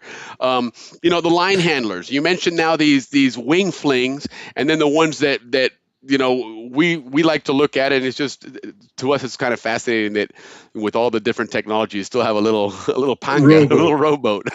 I guess that's one of the, and they tried a variety of other things, but a rowboat is ultimately reliable. Right. Imagine if you had an outboard that wouldn't start, or it died, or you ran out of gas, or you got water in your gas. Now the guy's sitting there between you got nothing. Right. No, absolutely. That's it. It really is. The old adage, if it ain't broke, don't fix it, really applies here. And this is, there we go, in a very, very easy way of doing it. And then, of course, that monkey fist. Did you ever? So let's backtrack a moment. What did you do on the locks? I guess we should have asked you that before. That's fine. Here. Yeah, no. When you sign on to work at the locks, and I was a craftsman, I was an electrician. So you first do a stint in the electric shop where you do a variety of things and learn about the equipment, learn about locomotives. You have to do 90 days as a locomotive operator, because if you're a craftsman, a mechanic, or an electrician, you better know how to put the thing over, heck yeah, move it, and be available if they needed, like 8 locos for a big ship. Right. So then, just call in the running maintenance guy, or call in somebody from the shop, and he'll be the extra locomotive operator. So I did that for 90 days. So 90 days you were driving the locomotives. Yes. That's cool. I'm telling you, that is you take a 55-ton locomotive up a 45-degree angle and make sure you have your wires slack, because you always go up the incline with your wires slack. Okay. That's thrilling. I'll bet. It's like a roller coaster. It turns and goes up. Yeah. Did you ever sit back and put your hands up? Yeah, exactly. That's great. That's a it's an emotional thing to do. Almost every time you do it, you get Sure. used to it. But I'm telling you, the first 10 times, you're like, That I is can't fantastic. believe I'm doing Now, this. question: Somebody's is it letting the me same do speed this. when you're flat as going up? Is it the same speed, or do Yeah. you slow down a little bit? Yeah. Now you only go up in 3 miles an hour. Okay. Yeah, that's the fastest you'll go up. Is that just inability to, or that's purposely you guys limit it That to that? purposely is 3 miles. Okay. The locomotive's too heavy to go up any faster. All right. That's when you start So putting it would damage pull too much on the current. motor. Okay. You know, one of the things that I started reading about with the locomotives, and you don't think about these things until you actually take a look at it and understand how it works. But they run on the cogs on the track there, right? And it's got the teeth. But Yeah, call it tow track. right, and the tow track is purposely built this way so that you can't pull the locomotive off of it, because again, you could get in a situation where something happens with that ship, and the next thing you know, this ship's going to yank that whole locomotive off the track, and you're going in the water. Good luck Yeah. to you there. Yeah. That is true, There's yeah. occasions when vessels that were leaving the locks, let's say, Okay. and they got away a little faster than 6 miles an hour. That's your normal high-speed towing speed. Okay. And I can tell you right now that a 1-inch cable coming off the windlass on the locomotive makes a beautiful white line in the water when it leaves the drum. Right. But That's when you know you're it safe. happens occasionally that a vessel will leave the locks faster than they can pay it out, but it just peels it off. Okay, we sacrifice some cable. Sure. But we Wow. save the locomotive. Heck yeah. Heck yeah, because I can't imagine it's a quick exit to get out once that thing gets yanked off that track. So, Yeah. wow. Now, do you feel when there's tension on it? Can you feel that locomotive move as it's? Oh yeah, there's safety wheels. If you remember, that track is built kind of in a wedge shape, Yes. and then the teeth are on the top. Right. So those safety wheels are made of brass, and they have bearings in them, and Okay. they roll. But like anything, it starts to wear, Sure. and there's a Feel that little bit weight. of give, boom, boom, boom. Yeah. And occasionally, it's happened that the wheels wore so much that the locomotive tipped, and what we call a plow shoe that picks up the 480 volts Right. on a T-rail in the slot moves. All of a sudden, kaboom. Yeah. Really? So it shorts it yeah. out. Yeah, it will trip the circuit breakers, but Right. it's even possible that it would burn the metal plate on the top because it takes so much energy to run those locomotives. So now, would there be a danger to a linesman nearby or something when something like that, or is it?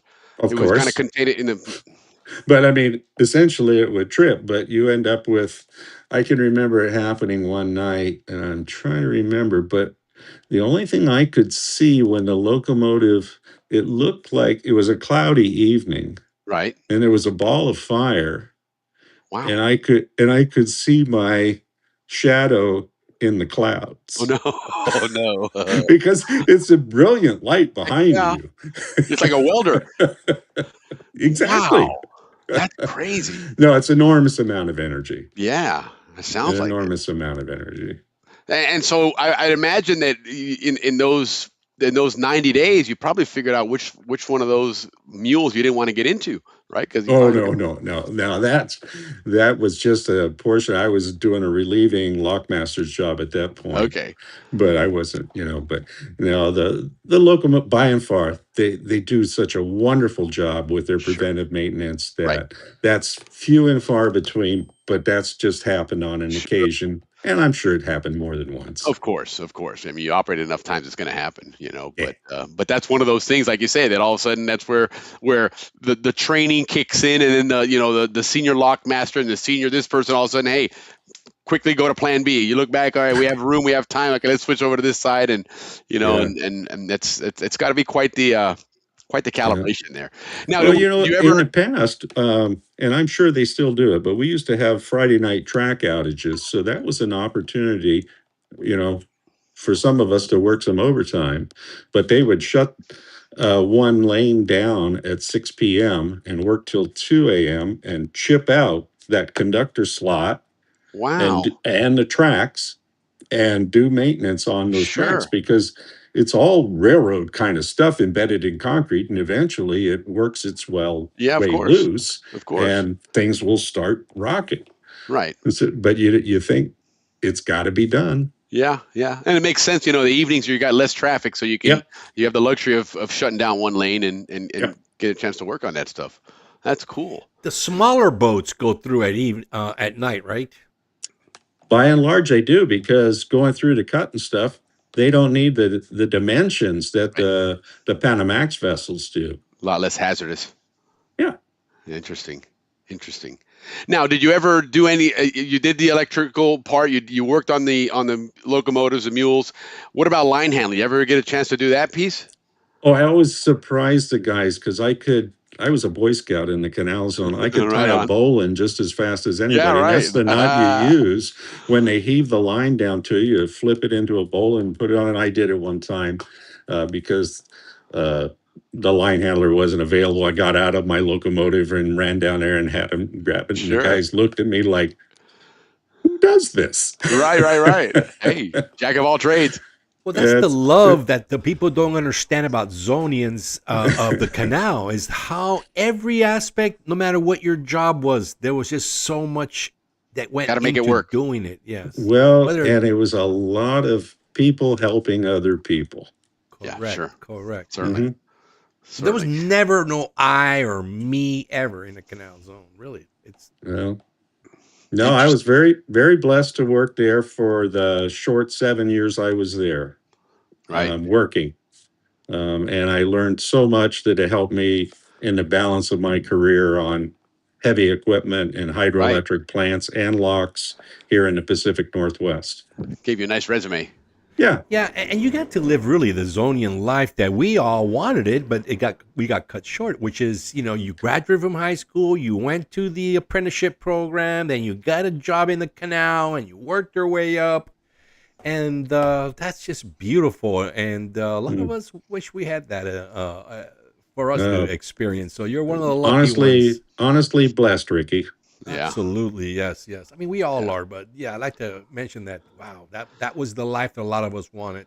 Yeah, but no, and in this case, getting to work on the locks and then doing all these other different jobs here, which is kind of cool. And then we're still in the mule here, locomotive, and so the other question I have then is and Andrew kind of gave us some clarification on this, because a lot of the publications and say that the mules were not there to pull the ships, strictly to keep them centered. But as Andrew said, he goes, well, listen, there's occasions where they got the horsepower, you might as well use it, right? And help us pull those ships through. Yeah, those locomotives will pull 800 amps at 440 volts and help drag that ship through. Heck yeah. Because as Andrew has told us, you got all that water in front of it, and it's got to get behind it. And a ship's wheel can only do so much. But if you can get 4 towing locomotives to start dragging that thing, yeah, certainly, it speeds up the transit. Yeah, absolutely does. And then, as far as keeping that slack you mentioned and keeping that tension, who coordinates that ultimately? Is it something that you guys are individually doing, or is that the lockmaster there again, or? Well, that's your pilot. That pilot is going to say, okay, locomotives number 1, go ahead and go up the incline. Well, that's your key to put your wires out, get some slack, and then traction up, get up on top, and then pull tight again. And then the next set of locomotives, number 2s behind you, they'll come up the incline with their wires slack. Yeah. And then they'll coil up and tighten up. And then your pilot's going to be really good. He's going to say, number 1 center wall, coil in. And then you ding ding. And he said, number 1 center wall, you're fine. And of course, if you're on the sidewall, And number one on the center wall is going to coil in. Well, on the side wall, you're going to give them a little wire. That's unspoken. Okay, sure. Right? Sure. Because you're listening to the radio. Right. And he's saying, okay, center wall coil in. Well, that means he needs to move the boat over a little. Right. So sidewall locomotive operator going to give him a little slack. Sure, stands to reason because you're going to get pulling on your side now. Yeah. Okay. Interesting.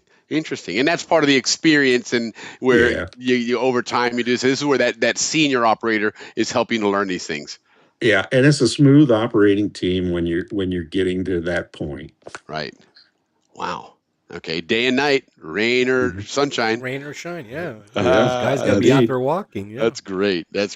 And then again, here we're talking about this is that piece that's just fascinating. These people are actually on the floor, but again, it makes complete sense. You can't be in really understanding what's going on if you're on a tower, quarter mile away, inside of in the air glass conditioning. building. Yeah. Well, remember at Gatun Locks, it's over a mile long. You could have a rainstorm, and the control house can't even see the vessel in the chamber because it's a wall of water. That's very true. We've all been through those thunderstorms. Yeah, no kidding. That's probably the primary reason I left the locks was because out on a lock wall, and I'm of Scottish descent. Right. I am not going to last in the sun for an entire career. Yeah. I'm just not going to make it. Right. Yeah, no. So I had to find a place in the Pacific Northwest where it's cloudy. Yeah, certainly, where it's cloudy all the time, but you still had the benefit of knowledge of a canal and locks and all that other functionality. That's really cool. Now into the control house. Wait. Now, getting a job outside the canal with canal experience, did you feel like that helped you a lot? Oh, absolutely, Ricky. What we learned as apprentices in the electrical program, especially, we got Madden Dam, Gatun Dam. We had the hydroelectric experience. We had the Madden powerhouse with gas turbines and steam turbines. In part of my apprenticeship, I worked at Gorgas Hospital, doing the maintenance in the hospital and checking in the funeral parlor, for Pete's sake. Right. You get to go everywhere. Yeah. Marine traffic control, do their electrical. The air conditioning and refrigeration plant in Balboa that used to carry the brine water for all of Balboa's air conditioning. There's amazing infrastructure that was built there that somebody had to maintain and somebody got to learn. And fortunately, I was one of those that Is that the place over off by Sosa Hill, at the bottom of Sosa Hill? Yes. And the Balboa, let's see. Remember where the teen club was? Yeah, right across the street from that. So it was real close to that. Yeah, it looked like a big bunker. Chilled water plant was what it was called. Okay. And they had large Centrovac units that chilled water, a brine, and pumped it around Balboa. So underground, there's pipes all over pumping water for that air was the air conditioning. conditioning. You didn't have that was a bunch of buried window in Sosa units. Hill It as was well. more efficient just to have a.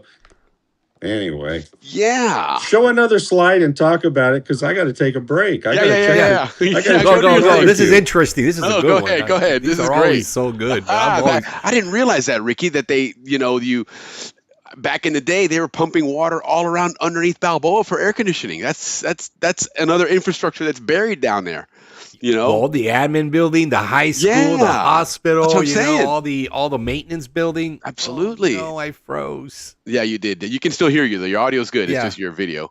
But yeah, that's fascinating to me that stuff was going on that way. By the way, guys, thank you for the folks that have purchased a beer. Again, guys, if you missed earlier tonight, and I'll pull it up real quick here on the screen so we can show it one more time here. But Jim has a annual tournament. It's been 3 years since their son Josh passed from cancer, and so they do a fundraiser called No Surrender up in the state of Washington. And what we want to do as a group here at Happy Hour at the Balboa Yacht Club, between ourselves, Ricky and myself, and then you guys are out there in the audience, if you can help out, there's that QR code on there that buy us a beer. all the proceeds will then go towards this fundraiser, this No Surrender. We want to sponsor a hole. It's $150, and several folks have already chimed in, and we've seen it just a few moments ago that have bought a beer for that. So if you're just now chiming in, and you can do this, it's a great cause. So go ahead and scan that QR code and buy us a couple of beers and actually help us sponsor the golf tournament if you wouldn't mind. But that I think that'd be a really cool thing to do, a really cool Zonian thing to do here. So Absolutely. Hey, you want to hear a little trivia? Yes, please. So, Panama Canal Zone, everybody's thinking air conditioning. There was one building in the Panama Canal Zone in Ancon Okay. that had heat. They had heat. Yes. The heck would you need heat in Panama for? One Believe it or it's not, Ancon. engineered with It wouldn't heat be with and air conditioning. I mean, is Both. it the Gorgas? Is it the hospital? Ancon No, also it's had like a not. records, like where they stored records. So it has something to do with that. You're on to it, Ricky. Yeah. Close. Okay. It was the payroll office where they had all the new bills that came into the canal zone that they stored at the payroll office. That was humidity control. Uh-huh. They wanted to keep that area at a specific humidity, so they had heat and air conditioning in that payroll office building in Ancon. So a little bit of trivia for you. Yeah, absolutely. A little bit of Ancon, you know, trivia. studying the Tivoli, I also realized Ancon back in the day was like the big party town. That's where all the restaurants were, and you know, the like the nightclubs. But back then they were probably called It was a social social center. clubs. Yeah, it was. Ancon was the happening part of the Canal Zone in the And early now we days. know that there was an area that needed to be heated, which is again, you never think in the tropics of Panama. At no point would you ever think you need heat. Nope. You know, wow, that's interesting. But it makes sense though. Absolutely. Mhm. That's if there's one place you want paperwork to be preserved, it's your payroll place. If nothing But else. Ricky was onto it with the Yeah. paperwork. Yeah, Yeah. he was. Look at this guy. He's Well, you know, I'm an architect, so I think of the buildings, I think of what's going on there, and I start putting it all together. Oh, who would need it? I almost said the morgue, but I thought, no, they're not going to need heat. Well, here's an Just the interesting question opposite. that somebody posed out here. How much of the canal workings is electrical? Doing. By and large, most of it. Of Yeah. course, in the day, I can remember working at either Gatun Dam, but you could tell the load charts at the dam when locomotives started up the incline. You could see the amount of draw on the Sure. generators. Yeah. Like the kind of like the in the movies where the lights dim. Like, okay, something's going Yeah. on. Yeah. Wow. But That's the lights amazing. didn't dim. They were, you know, there was it really, most of it is electrical, and that's what I mean. The GE were the Yeah. original locomotives, Yeah. General Electric, or as some of the employees call it, Generous Electric. But that was a major push for them as General Electric to supply power, and I mean the Sure. generators and the motors and all of the transformers, all of that stuff, cabling Right. for the canal. Great badge Big of effort. honor. Big effort. Yeah, certainly.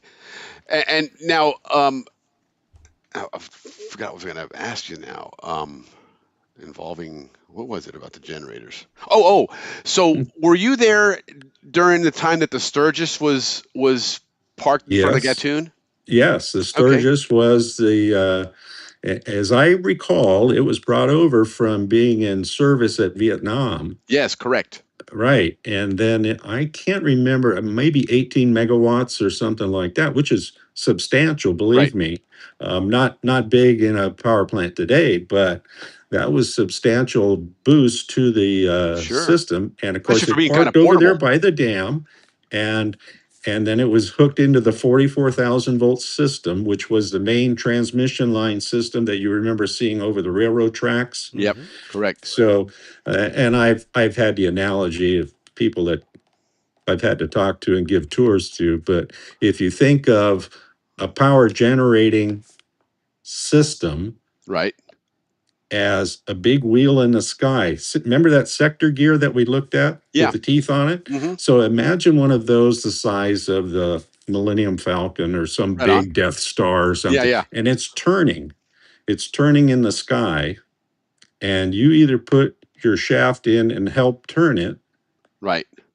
and make it go 60 cycles per second, or you put your gear tooth shaft in and you take energy out, okay, and run your mill or run your system, whatever you're doing. Somebody's putting in the energy, somebody's always taking out, but it's always going 60 cycles per second.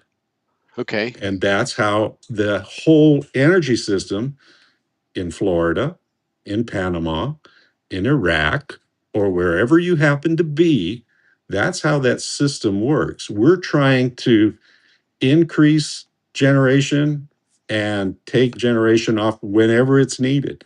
Sure. The energy input and the energy output happens at the exact same time. Right. So it's almost like one going out the front door and one coming in the back door. Yep. And it has to balance out. Otherwise, the speed will go off or the voltage will go higher or lower. Anyway, that's a whole different study. Yeah. But you did a good job explaining it because I understood it. Yeah. No, absolutely. But it's an enormous amount of energy that's moving, and you can't quite stop it unless there's severe problems in the system, like the New England blackout, right? Or you lose all your load, and then all the generators would try to spin too fast. So there's governor systems built into that too. To shut them down. It's so a they don't burn up. balance. It's a balance. Right. I imagine when that stuff goes out, it's not as simple as just flip a switch and everything starts back up. No. You got to shut stuff down and get everything back to the same timing. And interesting. Yeah, well, that, like you said, that's definitely for another show. We're gonna figure out how to do these synchronizing of things. Right. So now this diagram here is just kind of giving an explanation of the way the water flows, right, from start to finish. So kind of go over that with us and kind of explain how that works. And is this kind of accurate? I guess all the chambers get filled in from the bottom. Is that correct? Or yes, in the Panama Canal they do. All of those they call them laterals from either the sidewall culvert or the center wall culvert that will come in. Then they're laterals, and they will bubble the water up. Interesting enough, I worked at the Willamette Falls locks, and they did not have any of those laterals or anything like that. All they did was pass water from one gate into the chamber below.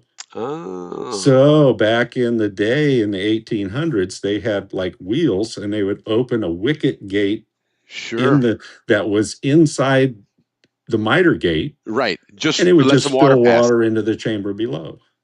And then once it equalized, close it off, go to the next chamber. At the Willamette Falls locks, there's 7 sets of miter gates. You think, Gatun is huge with 3. Right. Willamette Falls on the Willamette River in Oregon City near Portland has 7 miter gates. They're like home 7 sets of miter gates. Wow. 7 chambers, actually. So 8 sets of miter gates. And a lot of those canals up in the Northwest, are they for ship movement or for fish movement? Mostly tugs. Tugs. Oh, okay. Tugs carrying fuel upstream and carrying grain downstream.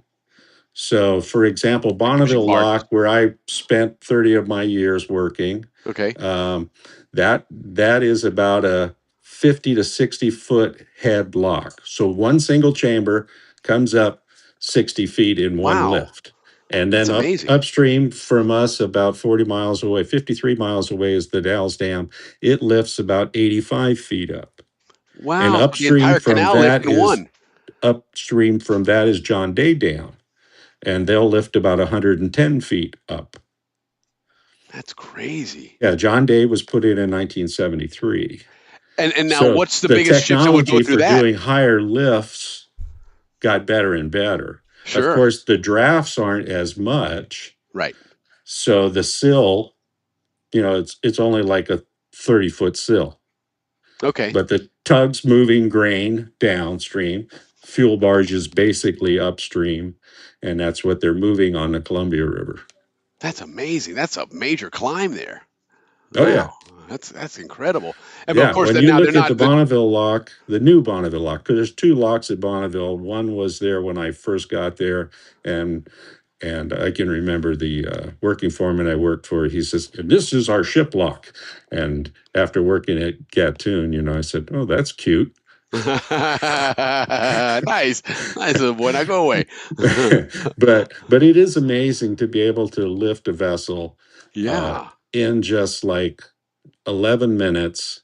Sure. A total of 60 feet in 11 minutes. Yeah, that is amazing. Because even a smaller, what you would call a smaller ship, is still a good sized vessel, right? In the scheme of things, I mean, it may not be a super tanker, but it's still a pretty good sized ship. Like half a dozen barges pushed by a tug. Sure.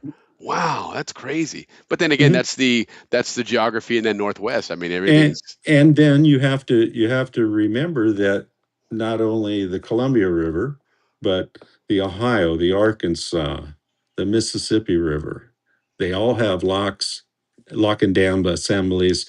It's a big deal. Yeah, certainly. And a lot of it we don't pay any attention to. Yeah, we take it for granted. Which means that the Panama Canal was, in and of itself a pioneering effort, but it also laid a foundation for a lot of our canals in the United States now, because now we have the know-how and we learned, from all the way back to the Erie Canal. Yeah, certainly. So now going back to Panama here, on any given day, on average, what would be a normal amount of ships that you would that a lockmaster, for example, would work through the chambers there in Gatun? Oh, sure. On 3 shifts, there would be like 42 vessels going through the old locks. Now, granted, they're not all huge ships like they are today. Of course. And Captain Andy will say, you're putting 41 ships through today. That's a lot more volume than what it was back in the day. I mean, you might have had a banana boat or something go through. Yeah, of course. And part of that 42 ships a day might have been 2 or 3 ships tied together. So, but the amount of tonnage that moves through the canal today is amazing. Yeah, it's ridiculous. And it's funny that, they're talking about now that rail line in Mexico that Hyundai used to move some cars. And, somebody I saw in one of the social media posts that they put in there that, it would take 90 of those train loads to equate one ship going through the canal on a daily basis. And you're talking 3 20, 30. days to get across. Yeah. So I saw that as well. The ad said, and it just takes 3 days. That's it to get across. Yeah. And so the Panama Canal's like, hold on, one dude. that you might want to look up sometime, and I'm sure it's on YouTube. But Captain Jack McKean was a pilot back in the 60s and 70s, and he took the Pegasus through the canal, and you want to look that one up, and you viewers will want to see that. It's called Rapid Transit. Okay. But it was a hydrofoil that it was owned by the U.S. Navy. Right. And I think it's one of the fastest transits ever done. That's the one that would all of a sudden get up on the stilts, right? Yes. Yes. Those are fascinating to watch. Amazing to see a ship that big get up out of the water like that. Back in the day. That's crazy. Yeah. Wow. Yeah, you want to look that one up. Rapid Transit. It should be out there available. I know that. I'm sure it is. They probably have it on a videotape or something from the 70s. I'm sure it is. So before we wrap up, what would you say was your most challenging day of that day that just everything went wrong when you were working on the Murphy. Yeah, Murphy's Law. There you go. Good old Murphy from the Canal Zone. So I would have to say that it was the time when I told you about that incident where the locomotive shifted and it blew the plow shoe. We just happened to be there was an incident. The lockmaster had to make up we had a vessel. I think it was a vessel hit the sidewall.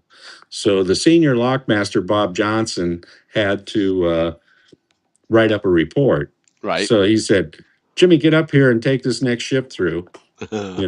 So I did like, that. me? And that's when I was handing out Well, you had to have an incident report form filled out by everybody on the shift. And I had just dropped one off for one of the locomotive operators, and I was stepping off the locomotive when it tipped, as I indicated later or earlier, and the sky lit up like God Right. just turned the lights on. Yeah, of course. And it was like, that's like, and then of course we're stuck. Yeah, sure. But that was probably one of the biggest challenges I ever had on the logs. Now, in that instance, then, so that locomotive stopped working. Oh, right? yeah. Now, And others on the same track because they were all drawing current from the same substation. Sure. Yeah. So the rest of them on that same line, at least within a close vicinity, got impacted as well. And now, And so now what do they cut the lines loose and try and keep the ship moving somehow, or? Yeah. So what's done is the control house operator has to stop the flow of water. Right. The ship has to come down on hawsers. If you look on the lock wall, the old lock walls, there's divots for them to tie off. So you have to tie it off on 3-inch hawsers, start moving locomotives out of the way, get new equipment on there, new plow shoes, fix the track because it's arced and burned down in that copper T-rail that's underground. So So you're down and out for a couple hours on that section. Yeah, on that one, you got to do some work. Yeah. Okay. It's so the infrastructure part that melted down. And now in that instance, is this where maybe even marine traffic control may slow down some ships to kind of accommodate for? Oh, I'm sure. So they're coordinating everything now to get because you're down to one lane for a while. Mm-hmm. Wow. Yeah. Okay. Interesting. Yeah, because the traffic has to keep going, and it's going in both directions. You got to accommodate both of them. Yeah. Interesting. That is interesting. Wow. Well, listen, we learned a lot tonight about the Gatun locks. We learned about, all the different jobs that are out there. Again, to me, that the whole thought of a lockmaster out there walking around, didn't think about it, but it makes complete sense that, you got to be in the middle of this to see what's going on. Eyes on. Yeah, heck yeah, So, no, this was really great, Jim. I really, really do appreciate you taking the time to do this and helping us out because it really gave us a whole new look on what the Panama Canal operates like, what it does, and what the people like you have to do to keep these things going because it's I just want to say that these people that were ahead of us were really brilliant. And the work they did to build that initial canal and the vision and then the execution of it and the U.S. taxpayers rolling forward and spending the money, everybody can pat themselves on the back for that. Absolutely. Even like when we talked about how they pivoted, right? Because it's strange to think that in 1905, a year plus of after starting this, and they still were looking at a sea level canal and say, wait a minute, we're not going to do it this way. What do you mean not going to do it this way? And so, and yet everything they did, I mean, it turned out masterfully. So I'm going to give you one more trivia. You want some trivia? Yes, please. Okay, so John F. Stevens is probably a name familiar to you. Certainly. He was not part of the government effort initially, but he was drafted by the government. Right. His main job was he was a railroad engineer for the Great Northern Railroad. Mm-hmm. John F. Stevens is the one that came up with the non-sea level canal, the locks. This is how we got to do this. And all of that. I mean, it was a team effort, I know. Sure. But if you ever drive from Seattle, Washington to Spokane, you will go over Stevens Pass. And he's the railroad engineer that designed and built Stevens Pass that goes through the Cascades from Seattle to Spokane. Wow. Okay. And Same for folks guy. that don't understand when it comes to railroads, especially in the Northwest and out West, you have a lot of mountains. Railroads, the inclines are very shallow. It's not like these things go like the roller coaster or in the locks that mule going to Fort. It is very small. So you have to have some really smart brains to understand that whole geometry and geography to lay those tracks out so that you don't have a lot of wear and tear on a locomotive trying to pull it up a hill. So when they talk about these passes, there's a lot more involved than just cutting out some rock and laying a track down. there's a lot of grades and elevation you work with. It's and the second half of that trivia, John F. Stevens never saw the Panama Canal operational. Isn't that amazing? Too bad. Yeah. Yeah. And it really he was left. his. He said, "Job done. I've got this thing underway." Yeah, and Goethals gets a lot of credit, and rightly so. What he did there was incredible, but the foundation was put in there by John Stevens. I mean, 1905 was a total switch gears and say, wait a minute, this ain't working, man. This is how we're going to do this. And thank God it happened that way, because otherwise I think it would have failed. We would have been a second, like the French. It would have been a failure eventually. And you can thank Colonel Gorgas too to make sure it happened. Yeah, no kidding. No kidding. You got to keep the people alive to keep digging. That's what the French couldn't do, So absolutely amazing. But again, thank you so much, Jim. And we got it back up on the screen here. So, folks, if you see this on the screen still, this is the upcoming tournament that Jim does every year. It's honoring his son Josh. And what we're trying to do here as a community here on the show is sponsor one of the holes. They're $150. The QR code you see on the screen there, you can still do it if you're watching this show and it's not live. If you're watching it over the weekend, it's now Saturday, Sunday, Monday, Tuesday, whatever. You can still go ahead and scan it. We're going to be doing this week and next week, so we can get that sponsorship going, guys. So if you want to help out, buy us a beer, buy a couple of beers, and all the proceeds will go to sponsoring this hole, and we'll see what we can do and raise as much as we can. That's right. June 26th, guys. June 26th. Yep, June 26th up in the Northwest. 26. It's the same backwards and forward. Oh, there you go. Right what do they call that? Isn't that what is the name of that? There's a word for that. Something like Palindrome?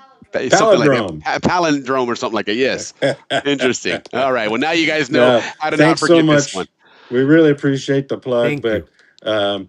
The local community also helps out a lot. But we're very thankful for all of our community.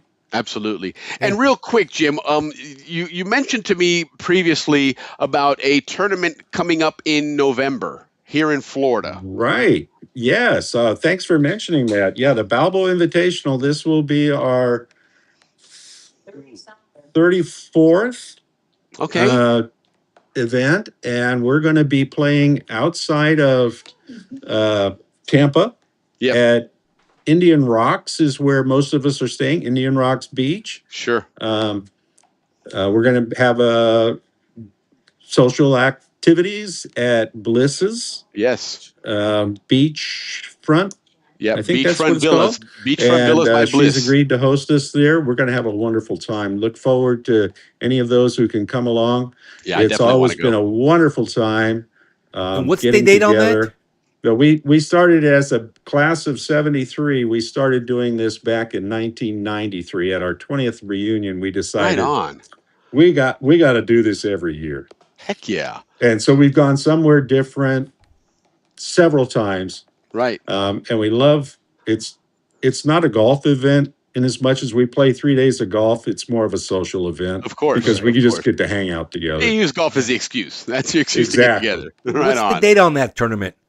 That one is going to be November. Let me grab my calendar here, Ricky. We got time. We got time. We'll promote it. Yes. Yeah. I think you said maybe like the 11th or something. Does that sound about right? I don't know why I'm thinking that. It's the 9th through the 12th. Okay. Perfect. Yep. Right on. And some of us are going to hang around a little later, and hopefully Captain Gary will take us out fishing. There you go. There you go. That's a great time of the year to do it. It hasn't gotten cold yet, so it's nice and whatnot. But yeah, that should be a good time. And again, like Ricky said, we'll definitely be promoting that. I'll definitely be attending that because that's in my neck of the woods. We want to see you there. Yeah, for sure. And in the meantime, we'll see you at the reunion. Yeah, absolutely. I was just going to ask if you'll be at the reunion. So absolutely, that'll be great. All right. So again, guys, don't forget. If you just chimed in, buy us a beer. We're actually buying beers for the No Surrender tournament coming up here in June. But again, Jim, thank you so much for taking the time to do this. It's been a lot of fun. We learned a lot about the Gatun locks, how they work, and it's cool that you were one of those locomotive guys. I'm gonna have to work with some AI and get a video of you driving one of those locomotives, and that'll be fun. So that'll be embarrassing. Yeah, we won't make you wreck though. We'll make sure you go 3 miles an hour up that up the All right, incline amigo. here and all that stuff. So, Well, but Jim, anyway, thanks a lot. Yes. I yeah. think it's your second time on the show, so I guess we see you once a year. Hopefully He's a we'll see veteran. you before that. He is definitely a veteran of the show for sure. So, but Jim, have a wonderful weekend. Thanks again for joining us, and we will. We'll see you at the reunion here in a couple of weeks, and then next we'll Friday. see you and next Friday. Yeah, and we'll see you when you chime in again. Thank you so much And for I always and I supporting the show. appreciate you remembering all of our because this is Memorial Day. It's very special for a lot of people who lost people paying the ultimate sacrifice. Thanks. 100%. That's what allows us to do the things that we get to do in this great country, is because of those folks that have made that ultimate sacrifice. So definitely make sure on Monday, everybody be thankful. Take a moment to just be thankful for everything that we have here and the people that have made that possible. So Jim, have a wonderful weekend. We will talk to you down the road. Take care, my friend. Cheers. All right. Hey, Ricky, man, that was good, like man. Always, man. We learned so much about the Panama really Canal. Good. Yeah, and Jim just so easygoing, he's just and always learning from the people that worked there. Yeah. Not that read a book or saw a movie or was told by Fulanito, No, these are the guys that worked there. Yeah. Right on. Good job. Yeah, absolutely did. It was fun. It was informative, very, very insightful, a lot of things that we learned. So I'm looking forward to that. Don't forget, guys, next week we'll be finishing off this Panama Canal month. We're going to talk to our tugboat people and learn what the tugboat folks do and how they work to keep those ships lined up, maybe help pull them around, do all the things that they do. And then, of course, our supply people, right? That help with any of the shipping things, any repairs that the ship may need, any supplies and all those other things. So that should be a lot of fun. And then, of course, June is going to be a special new segment coming in June is our architecture segment. I'm really looking forward to that because, as you can see behind us there, the architecture of the canal is unique, man. Yeah, we're going to celebrate some great architecture. Yeah, it should be a good time. So, but anyhow, everybody have a wonderful weekend, a wonderful Memorial Day weekend. Thank you for those that made that ultimate sacrifice. But as usual, guys, have a great weekend, everybody. Enjoy your Friday, and Ricky, get us out of here. Cheers. Hey, everybody, again, thank you from the bottom of our hearts, man. We really enjoy doing this. We really enjoy bringing you everything we can from the Canal Zone. We'll see you next week with another great show.